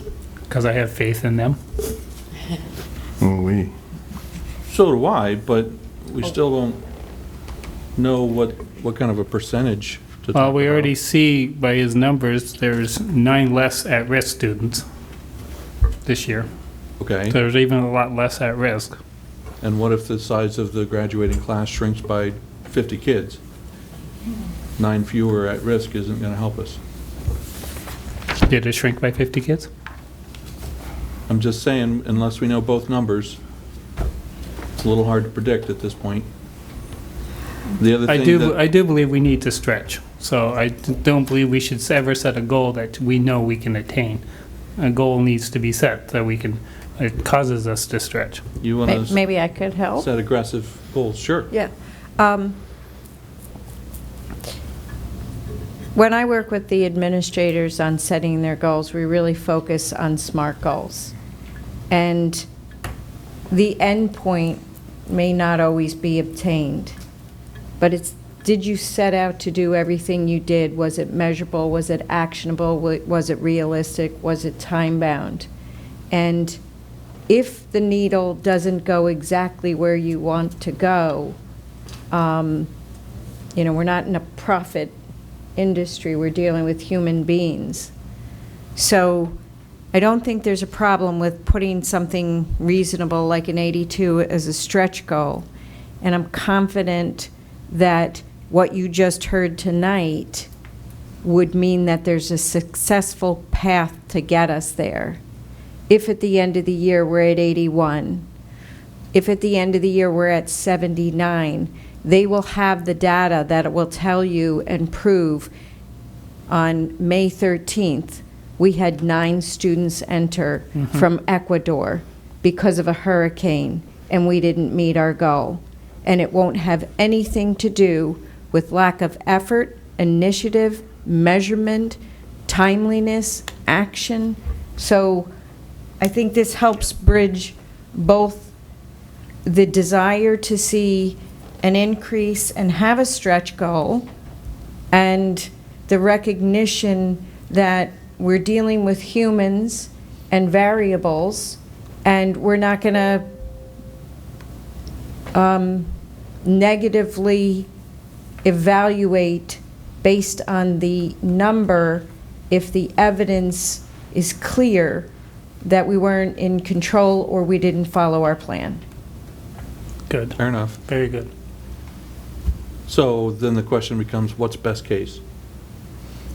Do we need a number, or can we just say improvement upon, or maintain or improve year over year? Yeah, well, in order for it to be a SMART goal, we needed a number. Right. Well, maintain or improve is still a number, it's still numerical in value. You know, greater than, less than. I was going to suggest that I mean, the maintain or improve is a given, right? That's obviously what we want to do. I mean, we have the 80% there. Can we put like, up to a target, or not up to, but with a targeted percentage of 82%? If you want to raise the percentage, can we make it a range, where we are now, in hopes of maybe increasing it by 2%? I mean, is a range acceptable?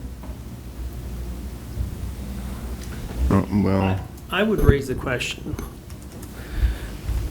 what are the professionals that we have at the high school doing, and what are they going to do differently, whether we say we want 80, 81, or 82%? I don't think that's the point. I agree. I think that the point here is that we want to support what they're doing, we want to commit to what they're doing, and I'm all for measurable goals. I think we should be doing better. Every year we should be doing better. Should we be doing 1% better, 2% better? I think that I think we're spending a lot of time talking about a number that's totally irrelevant for what we're really trying to get to. I don't think it's irrelevant. Even in manufacturing, you set a goal. It is a target. It is something to plan and to try at. It is a number, that is all. And if you can give the reasons and you can give why, then you list them. But it is not because you didn't try for that. So this is setting a number, sets a goal that, I mean. Again, why not just say continuous improvement? I mean, without the number. I mean, Well, when you look at a quality plan year over year, it's continuous. What if they had an 86% graduation rate? So now, next year, it's going to have to be 87 or higher. It's meet or exceed. Maintain or increase.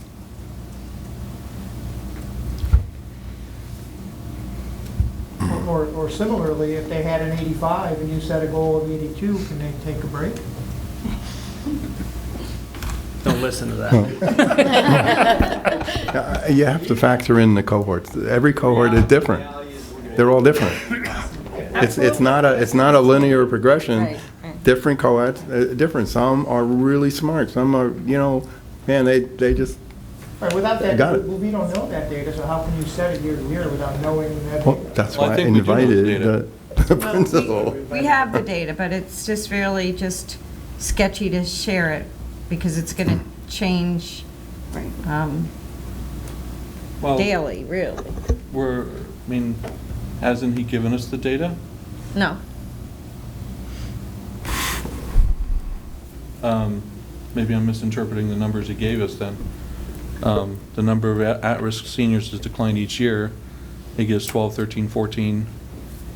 So are these No, that's a tangible incoming? piece of data, yeah. Yeah. So- So these are, 14 isn't the freshman class of 14, that's the The cohort, they're the seniors now.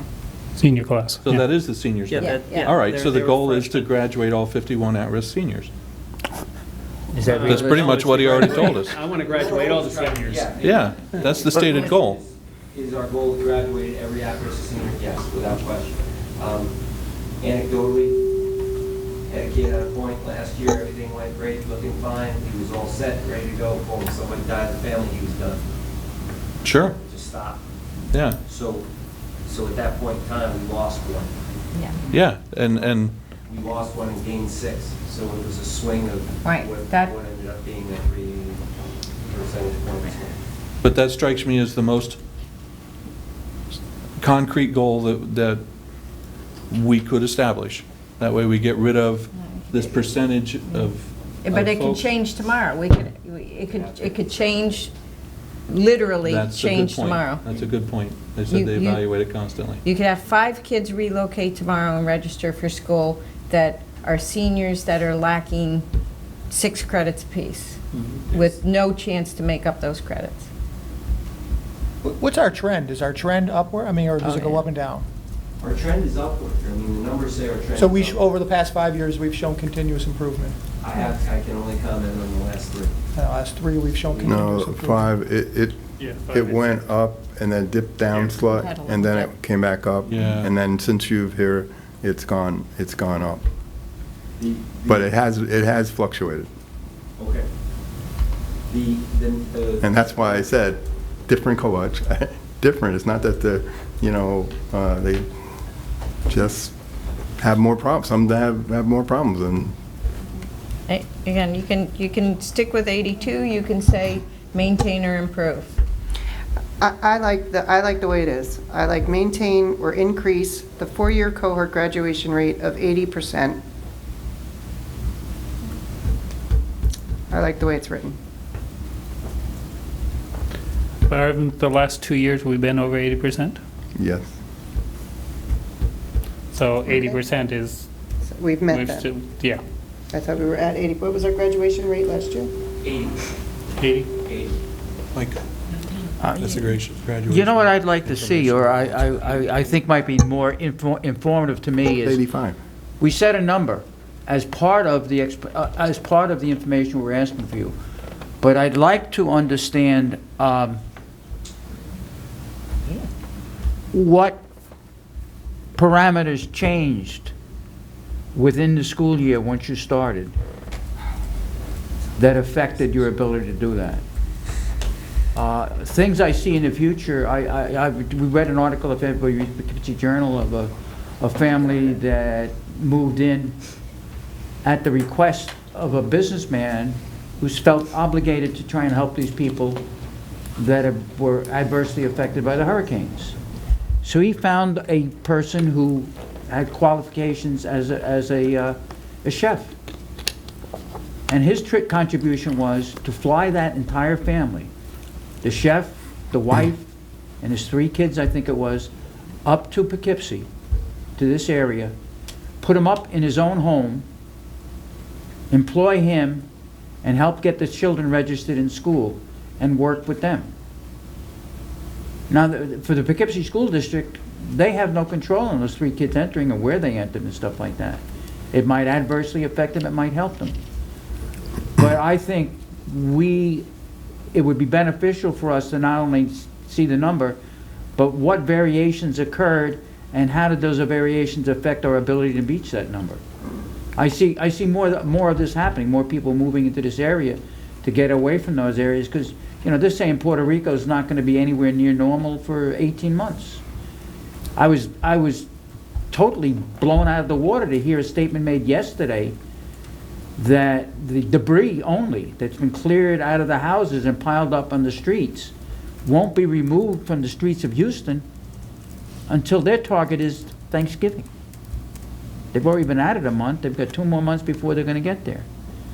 I can't see people living under those conditions and being able to live under those conditions, not being forced to move out. Areas like the Keys in Florida, people have lost they've lost their homes, they've lost their livelihood. They're going to have to move. They're in no position to move now, but where are they going to go? I would hope that New York State and Poughkeepsie and Hyde Park would offer a welcoming environment, but I see this as an outside case that can greatly affect your ability to do what you're doing. So I want to see the number, and I'd like to see what changed this year that you hadn't considered in previous years that were new this year. At the end of the year, right? At the end of the year when we see the numbers. And then I can sit back, I think, as a board member and say, yeah, well, you said 82, you did 83, and that wasn't a so-so achievement, that was a fantastic achievement, because this, and this changed along the way. Or you said 82, we graduated 80, but you know something? That 80 included 12 kids that showed up in the last 2 weeks of school, or 80 kids that showed up, or 10 kids that showed up at the high school within the first week of this year, being moved in a chain that the state has established recently to return children to their homes that have been removed because of a bunch of other reasons. And their new transition plan, which says they're going to move from where we placed them to a regular high school to the families. It's nice for them to set up that plan, but when you ask for it, they don't have it. All right, I think those. I like to kind yeah. of move along. Oh, I think those are, if I may, I think that Dan's got some good points. I think I would propose that we change this goal only slightly to say maintain or increase the four-year cohort graduation rate above the current rate, or above the 2017, June 2017 rate. And that we also receive a report, a timely report by the principal explaining some of the nuances as to what was incorporated in that cohort. I think it would be valuable. I think that shows that we're improving, we're doing a continuous improvement. At the same time, we're looking at, we get the opportunity to look at what it is that makes up that number and why it's better or worse than the previous year. Okay. I like that. That sounds good. Okay. Steve, you going to put that in? Yeah, one more time. Maintain or increase the four-year cohort graduation rate as compared to the 2016-17 academic school year. And receive a timely report from the building administration on the elements that make up that Okay. statistic. Okay. But I want to say to the principal that that means that we must support him with resources should he need something additional to meet that goal. You know what he's going to ask for? It's okay. Well, I didn't say we're going to give it to him, but, yeah, but I believe we but- cover that under but budget and you can't administration. do it both. You have Yeah, you can't just be a one-way street and say you do it and don't Yeah. give the No. the Goes without saying. Yeah, Yeah. and We support you've all been of our- very, very supportive, so, Okay. and we'll, And I said, and, yeah, and if there's anything than else, all right. let us know. I think we have a goal that covers that under budget. So we good there? We can move to facilities. You can, if you want. Yes, Yeah, yes. we're good. You've got We're it good. You put a really long early day in morning. already, so. Thank you very much. thank you very much. Yes, thank Sleep you. well. Thank you, Don't let thank this you. keep you up tonight. Just- Thank you very much. Good night. Good night. Good night. Okay, we're up to facilities.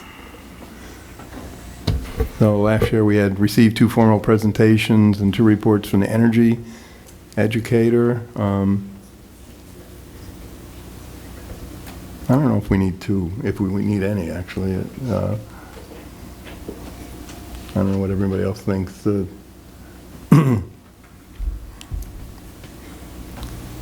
Let's see, no, this will be the first year without Without yeah, the- so yeah. let's. We could have one. Yeah, one. Yeah. Yeah. And because the dynamics change as far as the funding and everything. Right. So one by March? Yeah, I don't know when, without her here, I don't know when her actual reports come in. I would have to look at when we did one last year. If you just say spring, that has covered. Spring? Just leave it Okay. at spring, All right. because March still might be a little chilly. All right. Yeah. Well, Why not just receive one that covers the entire year? Do it in June.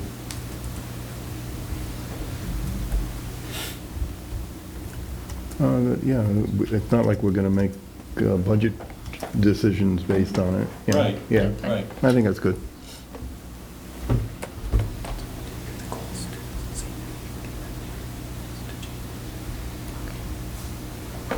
So obviously, should we have a capital project vote, we'd want updates on that. I don't know if that's a goal or if that's just going to be a part of the normal business.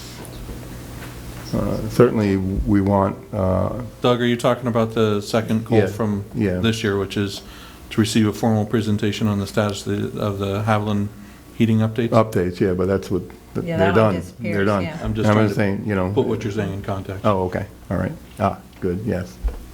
I'm reading it, you're not. That's true. Well,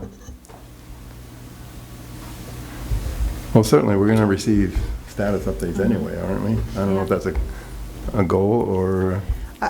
I wouldn't mind having a mid-year update, kind of on a report card of the state of the district as far as facilities standpoint on, I mean, just what are the hot things that need, improvement? What is the status of getting those improvement?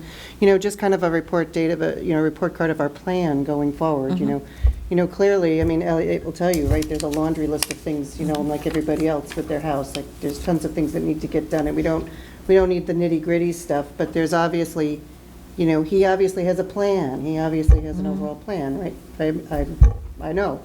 You have So I would. 5-year plan?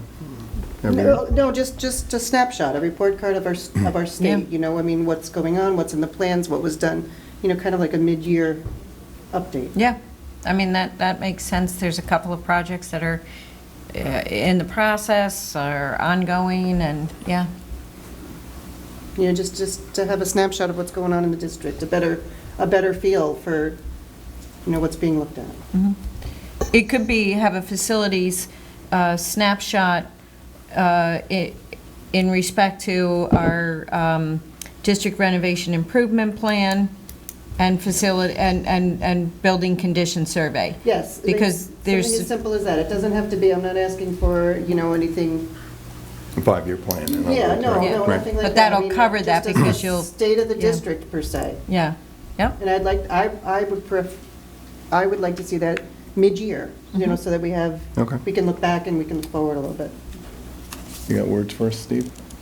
Receive a mid-year update on the state of the district facilities. Good. Should include a snapshot of facilities issues of the greatest concern. That's my request.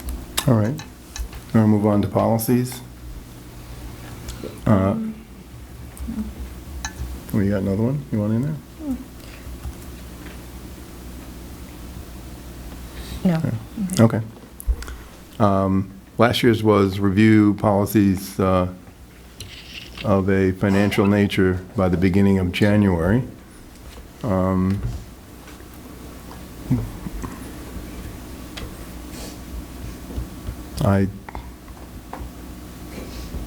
We did do that, but I think since we've kind of reorganized how we're doing policy, that maybe a goal would be to, of course you've already done that, but to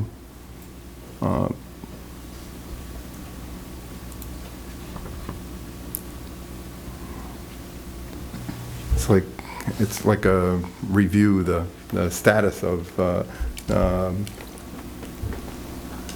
not the status, that's the word I want.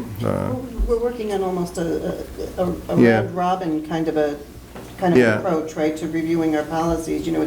It's a constant work in progress, and I think we. Well, in the past, we've had a goal of handling all the updates that come in, and we found that so many updates come in, you can't do them in a year. I don't know if there's one specific area. I think last year in the tech thing, we did all the tech policy, right? Yeah, that was a goal last year for tech, but it didn't happen. Did they do any? So the technology committee was dissolved. So I would like the policy committee to take that up. Okay.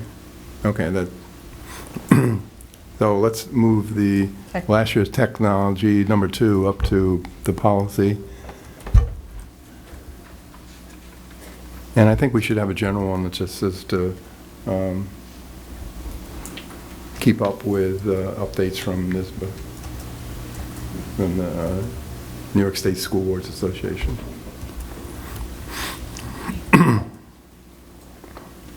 Let me ask you a question. And I've not been on the policy committee, and I'm okay with that. It's fine. We have one. Goal setting. Yeah, I know. It's like, yeah. So is there a desire to think that we review policies on some routine, or that, that a policy is reviewed after so many years? Is there, do you, is that something that has been considered? It's something that we do. In fact, we're we have a list of policies, for instance, on changes of, the policy might designate that the assistant superintendent for business should do X, Y, Z.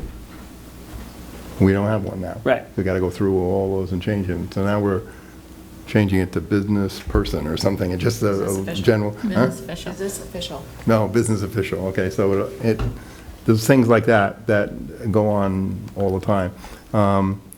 There are other districts that do, okay, they're going to take the 100 policies and look at them all, and that's their goal, or the 200s, or or the 5,000s, which are the student stuff. In general, we have not done that. I don't know if you guys. Well, I'm just looking, I mean. I think you'd have to do too many in a year. Yeah.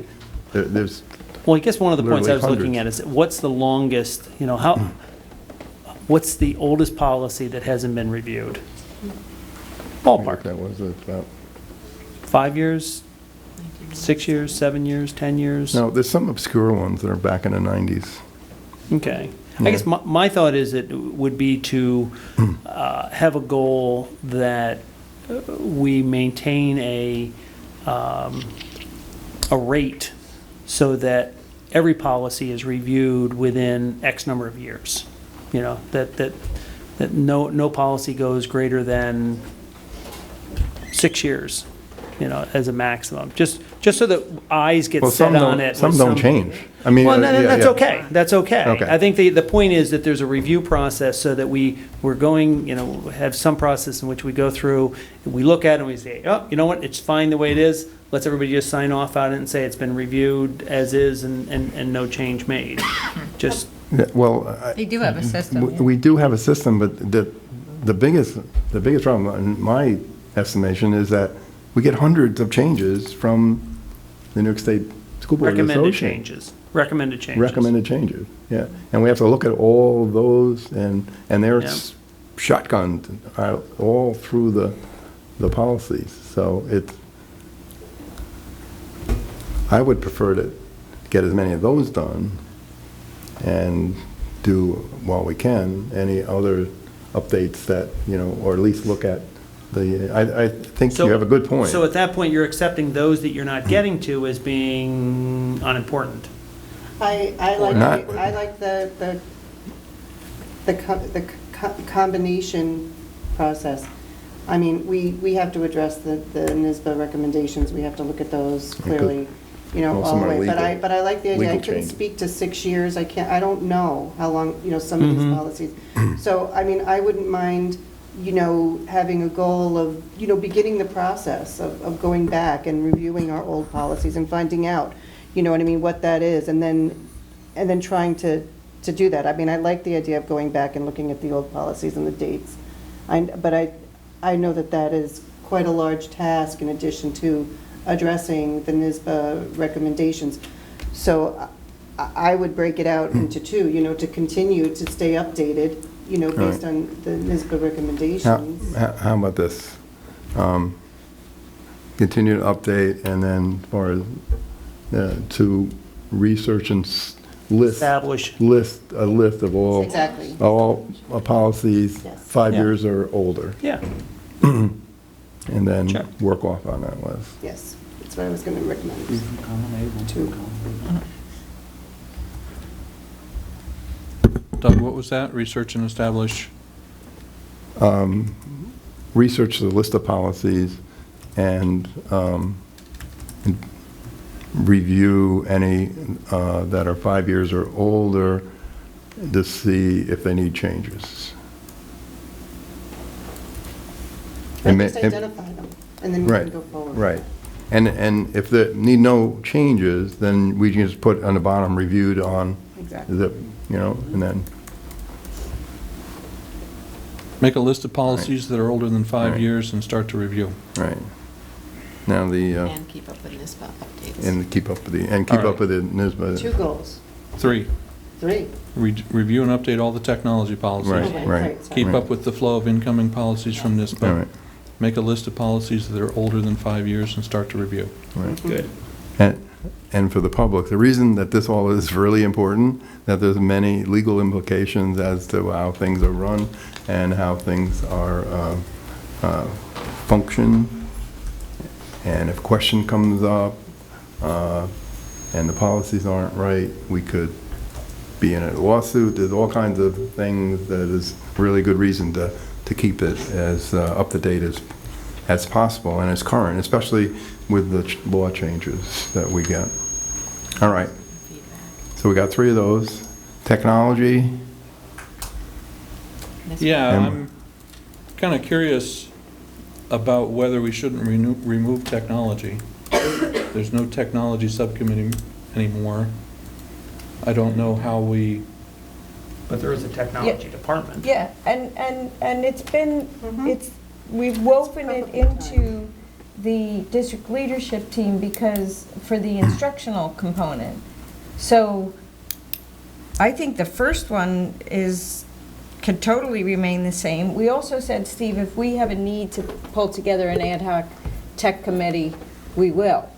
So if we get to a point where, we have some technology things that, are technical and need some separate attention, we'll pull together an ad hoc tech committee.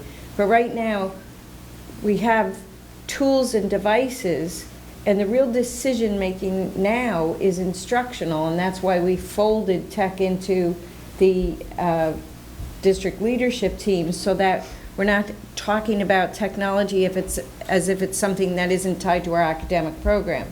So the first one, the first one could remain even if you want it. I'll read that. Received 2 updates regarding how new technology has been integrated into instructional practice, one in January and one in June. Emphasis will be on how the tech bond money will be spent. And you could say was spent. Was spent. Or how it's been implemented. Or how it's been implemented, implemented, right. So that is certainly that, And Roger will present that. That certainly the tech department can do, and the instructional component is really valuable. And actually, even thinking about last night with the concept of having students put together a video of how technology is enhancing their instructional could be a part of that. The same, way Kelly Gould gave that amazing update of how she's integrating technology into her classroom. I think that one is sufficient. Actually, I don't think we've moved that 2 up, and I think we're going to get updates from the technology department on the, spread of technology into the high school. So I would recommend just keep number 1, and that's it. We're done. I'm fine with that. Yeah, and like I said, if we, I totally envision a time where we would need to pull an ad hoc committee together, but right now we shouldn't be talking about all the tools separate from instruction. No, I agree with that, I think, and we were aware of that last year. Yeah. That we needed to coordinate better with the DLT, so that makes sense. Is there anything from the Screenagers movie do we think we need to look at with all our implementation of technology and the Chromebooks within the district and how our policies? Well, the one thing that was interesting about what they said in the movie was by sending the kids home with the devices, some of the students' grades, decreased because, they weren't, they were doing other things on their screens. Now, again, that's difficult because, you're talking about at home. But, I think the follow-up for Screenagers is just to, provide supports for families, and that, the Digital Safety Night and the Haviland Community Night are both going to have things that focus on, getting information out to parents about how do you manage technology. There is technology embedded in the system that prevents students from doing things that. Yeah, we So- have Go Guardian, we have Right, the so- digital yeah. citizenship curriculum.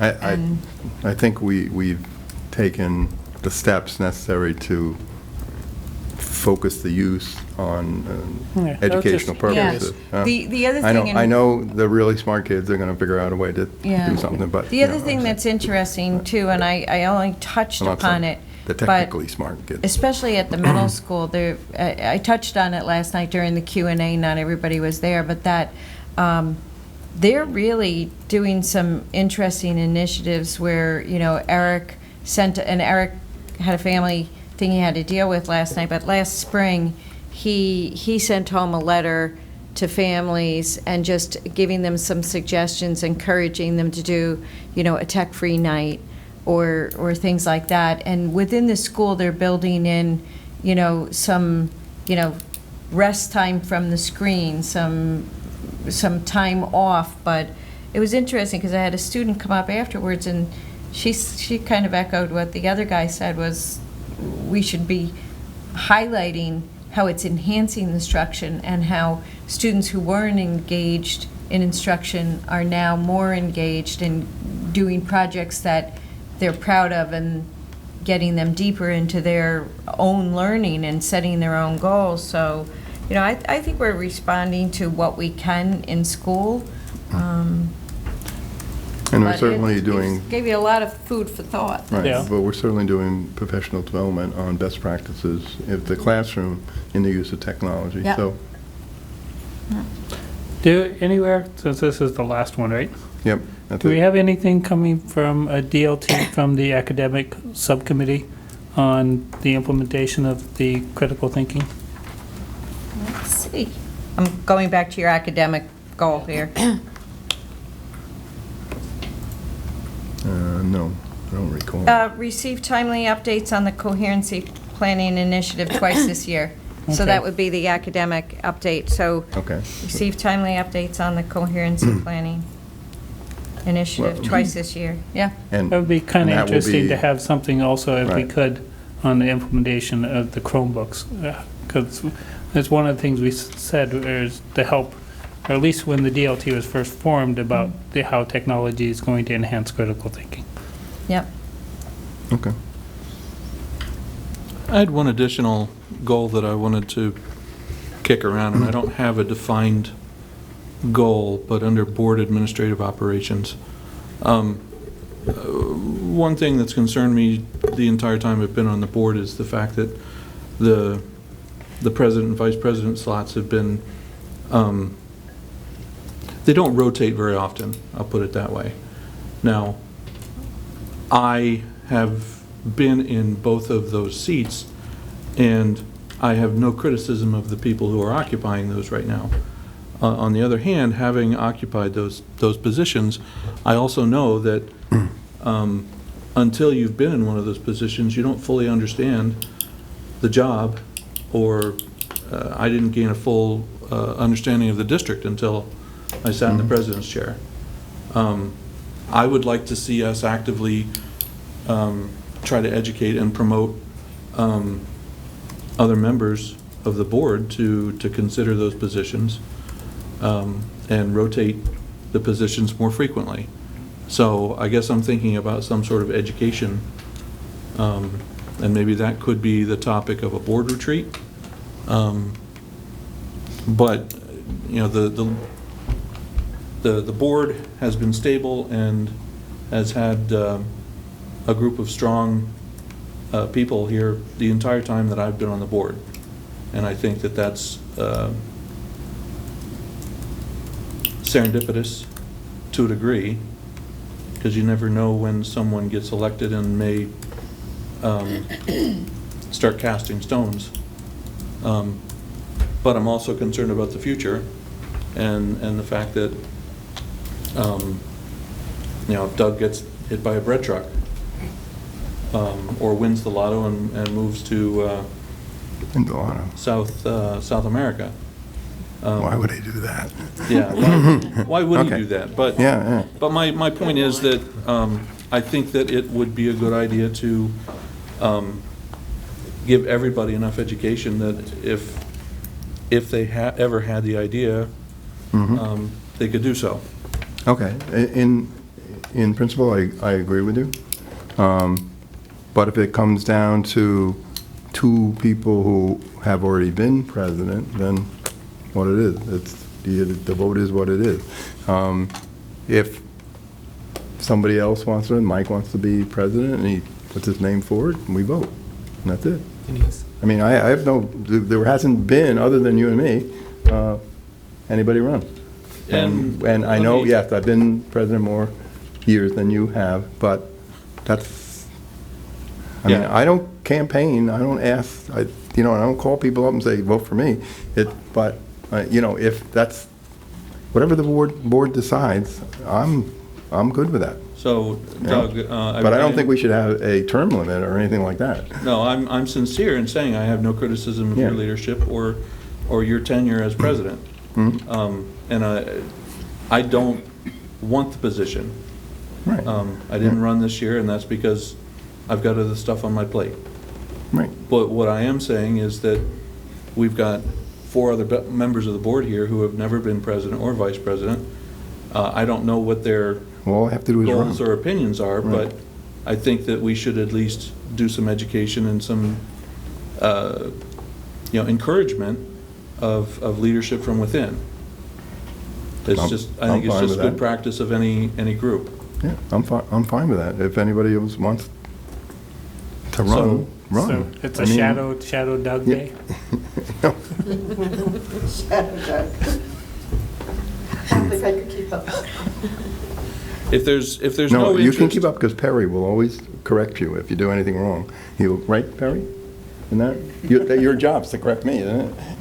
I thought that was my job. Way too big of a job. Oh, yeah. Nobody can keep up. That is true. You need a raise. Yeah, you need a raise? All right, we'll double your salary. So, I understand what you're saying, Steve. I mean, it's just, in general, it would be, we only have 2 different roles in this board. It's not like another kind of a board I've served on many boards, where there's many different officers. Right. So, it's very defined, what the roles of each office is.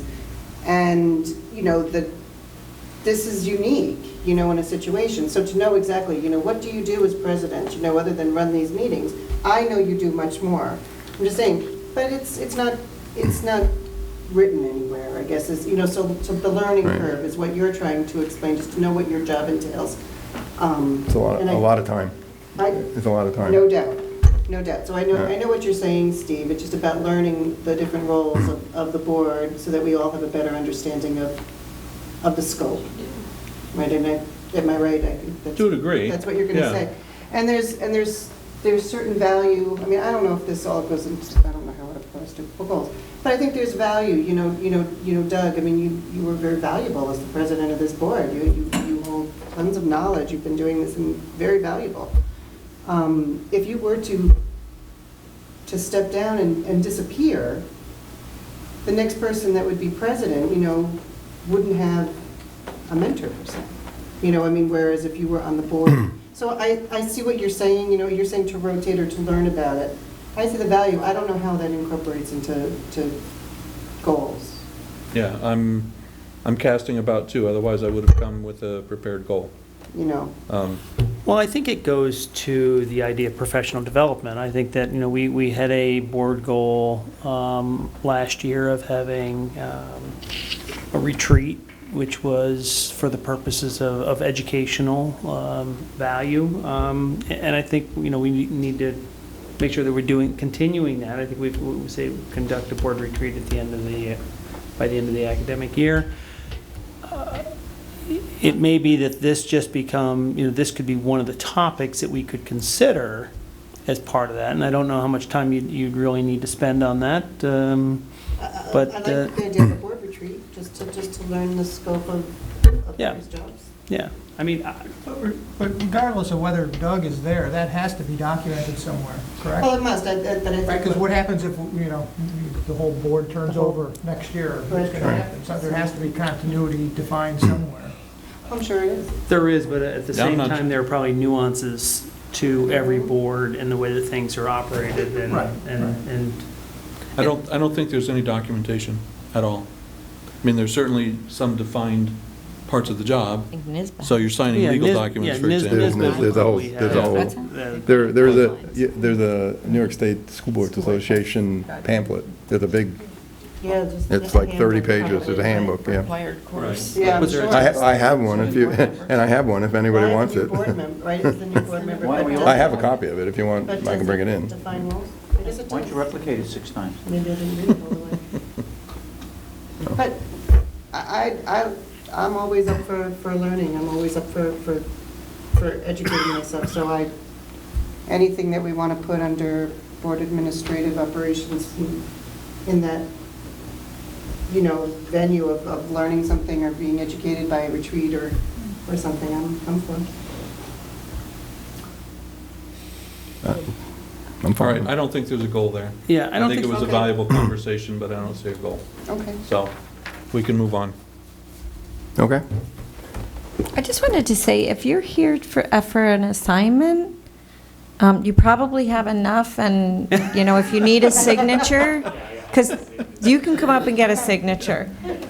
Some places require a What are you still signature. doing You've gotten more than you could possibly use. Right. You're quite welcome. Be careful what you wish for, you know.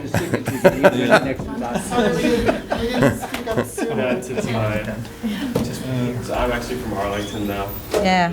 Our kids don't have to get the signature, so they generally So- know that by 9 o'clock they can leave. So the, can I get a have you signature? had fun with the Arlington board? Have you been to the Arlington one? Anyone? Dan? Have you been to the Arlington school board meeting? I missed that one, but I did go to the LaGrange one. But everyone agreed on everything. Like, there was no conflict at all, so I didn't have anything to write about. So I think for this one, I was not disappointed. Oh, there you go. All right. But it was conflict with a smile, though. Conflict with a smile. Remember that. Productive conflict. Constructive, right. Thank you. I didn't know we were. Harry wants Yeah. wants a signature. Can I get a signature? I'm in lineup. Actually, I think a board member should All right. also sign that, but he came right here. That brings us to the consent agenda. Are we ready to move on? Certainly. Yes. Can I have a motion for the consent agenda, please? So moved. Second. Any discussion on that one? All in favor? I'm just thinking, boy, our student board member really picked a bad first meeting. And remember what I said when we were talking. I'm okay. If you need to leave, Yeah. just leave. No reflection, right? Is that everyone? I'd already told her. You have to stay. Okay, that brings us to special education. May I have a motion for 11.1, special education placements, please? So moved. Second. Any discussion, Dan? I reviewed the pack and recommend its adoption, and I was able to do it in under 20 minutes this time. Woo-hoo. So nice. It's short. All right, all in favor? Is that a goal? Oh, thank you. I'm not a speed reader. I can't go through 30 pages in 20 minutes. Can I have a motion for 11.2, new position, microcomputer systems specialist? This is because we no longer are using core bits. So moved. Second. Any discussion on that? Just a quick question. We've already approved the person that's in the position before you approved the position. Is there anything illegal about that? Well, Is there were 2 tech positions. there was 2, yeah. I thought the new specialist was on this one. Is No? the new specialist the same title? Right, and I it's think a he's a different different person. one. It's a different person. Oh, all right. And it's the same deal, though, the tenure, You might be, I don't know, you might be It is. approving the same, No, it's a on the different same night person. as the creation of the right? position. It is a different, Well, I'm just, if there Now, was when I any signed issue, to a I just different person, suggesting right? that, Yeah. where we have that situation, we pull that one appointment to go behind the, Yeah. either Oh, right, pull it out of the, yeah, No, no, consent. this definitely and roll it the other way. the yeah. second one. It's the Yeah. second person. Tom something rather, whatever, wasn't it Tom? In your folder.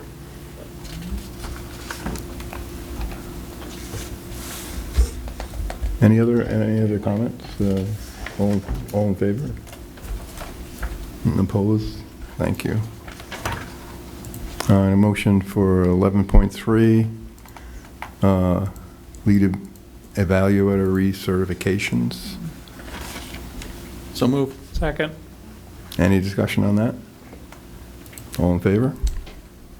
Opposed? Thank you. And now, thank you for sitting through this. Maybe you learned something here. May I have now a motion to enter public participation, please? So moved. Second.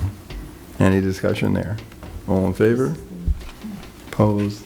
If you'd like to recomment, I would just like to clarify that the class, if you could stand up there, because it goes on TV. Yeah. Yeah, it's part of the, Official record. getting tired.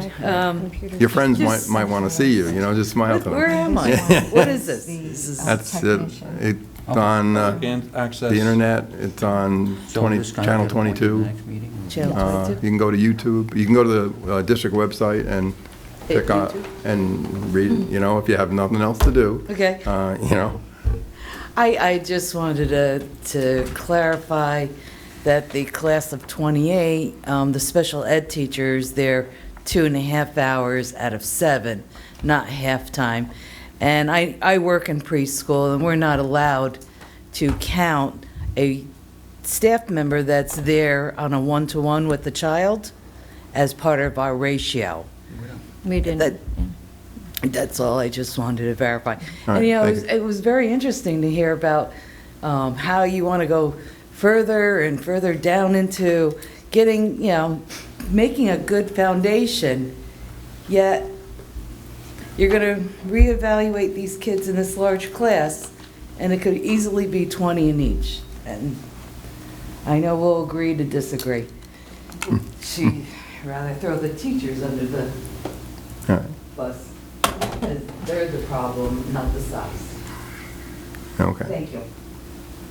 Yeah, most welcome. Steve, you got another comment? Go Steve. Go Steve. Good evening. I just wanted to say I think most of your goals are good ones, with one glaring exception, that being your graduation rate.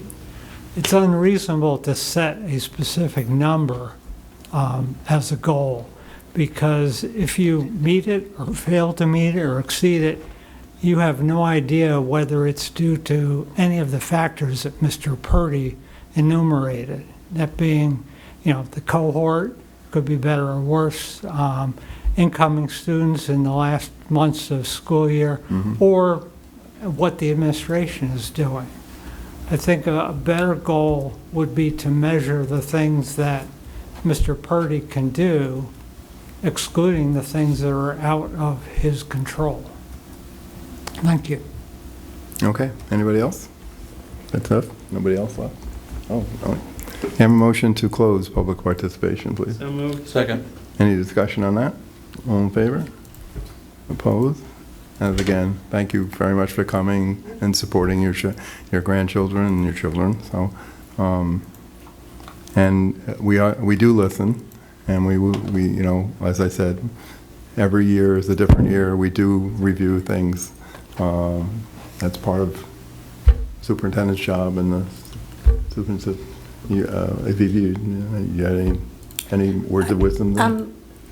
Well, I don't know about that, but I just want to clarify, 2.5 hours is what the IEP says. The special ed teacher is actually there half a day, and the teaching assistant is there the other half of the day, so there are those two adults there all day. So I just want to clarify that. Teaching assistant is the one-to-one? No, in addition, so I'll leave that out. Again, we don't have to report ratio because we're in the K-12 system, so I just mention it to say how many adults were there, but I just want to clarify that. Yeah, and I hope by stating meta studies that I wasn't throwing teachers under the bus. I was just saying this is what years and years of research have reported. That's all. And I don't want to say that I'm angry or disappointed. I just had to share this. That's all. It's Right. no feelings against the school district, because I think you guys do a really good job, and I've been, watching. Okay. And Mr. Hughes, I think the board goal is to improve graduation rate, but I think the administration's goal is to make sure that the things that are done to accomplish that, I don't think those are board goals. I think those are administrative goals. But, you know, your point is well taken. It's very, I said it's difficult to pin a number down when there are so many variables. That's absolutely true. So, anybody else, any other comments? Yeah, I'd just like to point out to Steve that, well, first of all, I agree with you. It's tough to put a number to it. I'm not real comfortable having done so, but the second part of the goal is to receive a timely report on the elements that contributed to the statistic. Right. And so, you know, not only are we aiming for a number, but we're also trying to understand what contributed to the number. Well, we didn't put a specific number, we just said improvement, right? Well, it's an implied number, right? The goal for last year was 80, so we're shooting for better than last year. We just don't have the number written. Okay, any other comments? All right. I believe there are no other matters deemed necessary by the board. Hey, Doug? Unless... I got something. Okay. Could we move or rearrange the agenda so that the upcoming events are announced at the top of the agenda instead of the end of the agenda? I don't think it's a bad idea to announce those out loud. However, I think that by the time we reach this point in the meeting, I'm barely paying attention, and I'm sitting here an active part of the board. I think that anybody who's watching the recording has tuned out by now. I think that's a reasonable request. I don't know about anybody else. It's so. I mean, how long is it going to take? So yeah, someplace up around, you know, the agenda adoption, pride presentations in that area. Okay. I think that's doable, right? Yeah, Yeah. no problem. Next meeting? Yep. It shall be so. Oh, and I also wanted to report on my request for people to give me feedback. Oh, yeah. When I spoke directly to the camera. Yeah, how'd you do? Zero. Zip. Yeah. Nada. Yeah, Zilch. well, is the meeting on YouTube yet? Yeah, okay, well.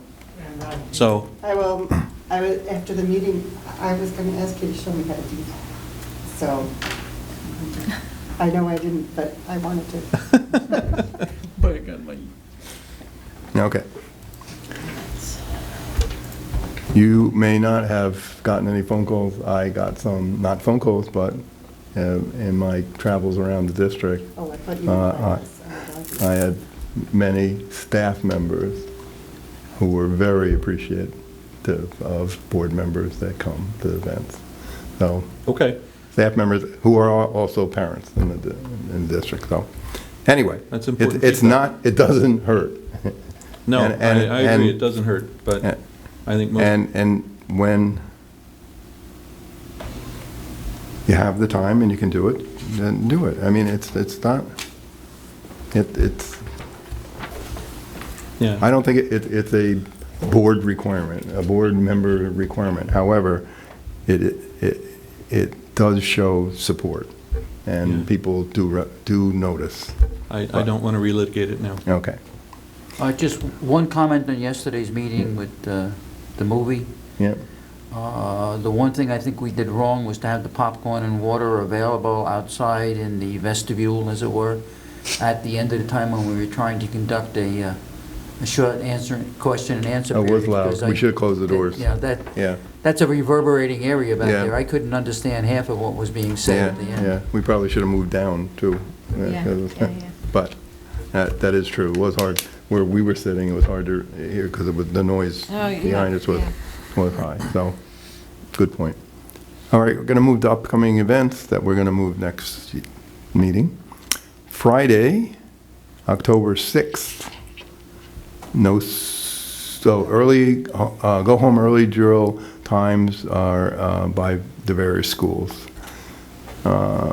Monday, October 9th, there's no school on all locations.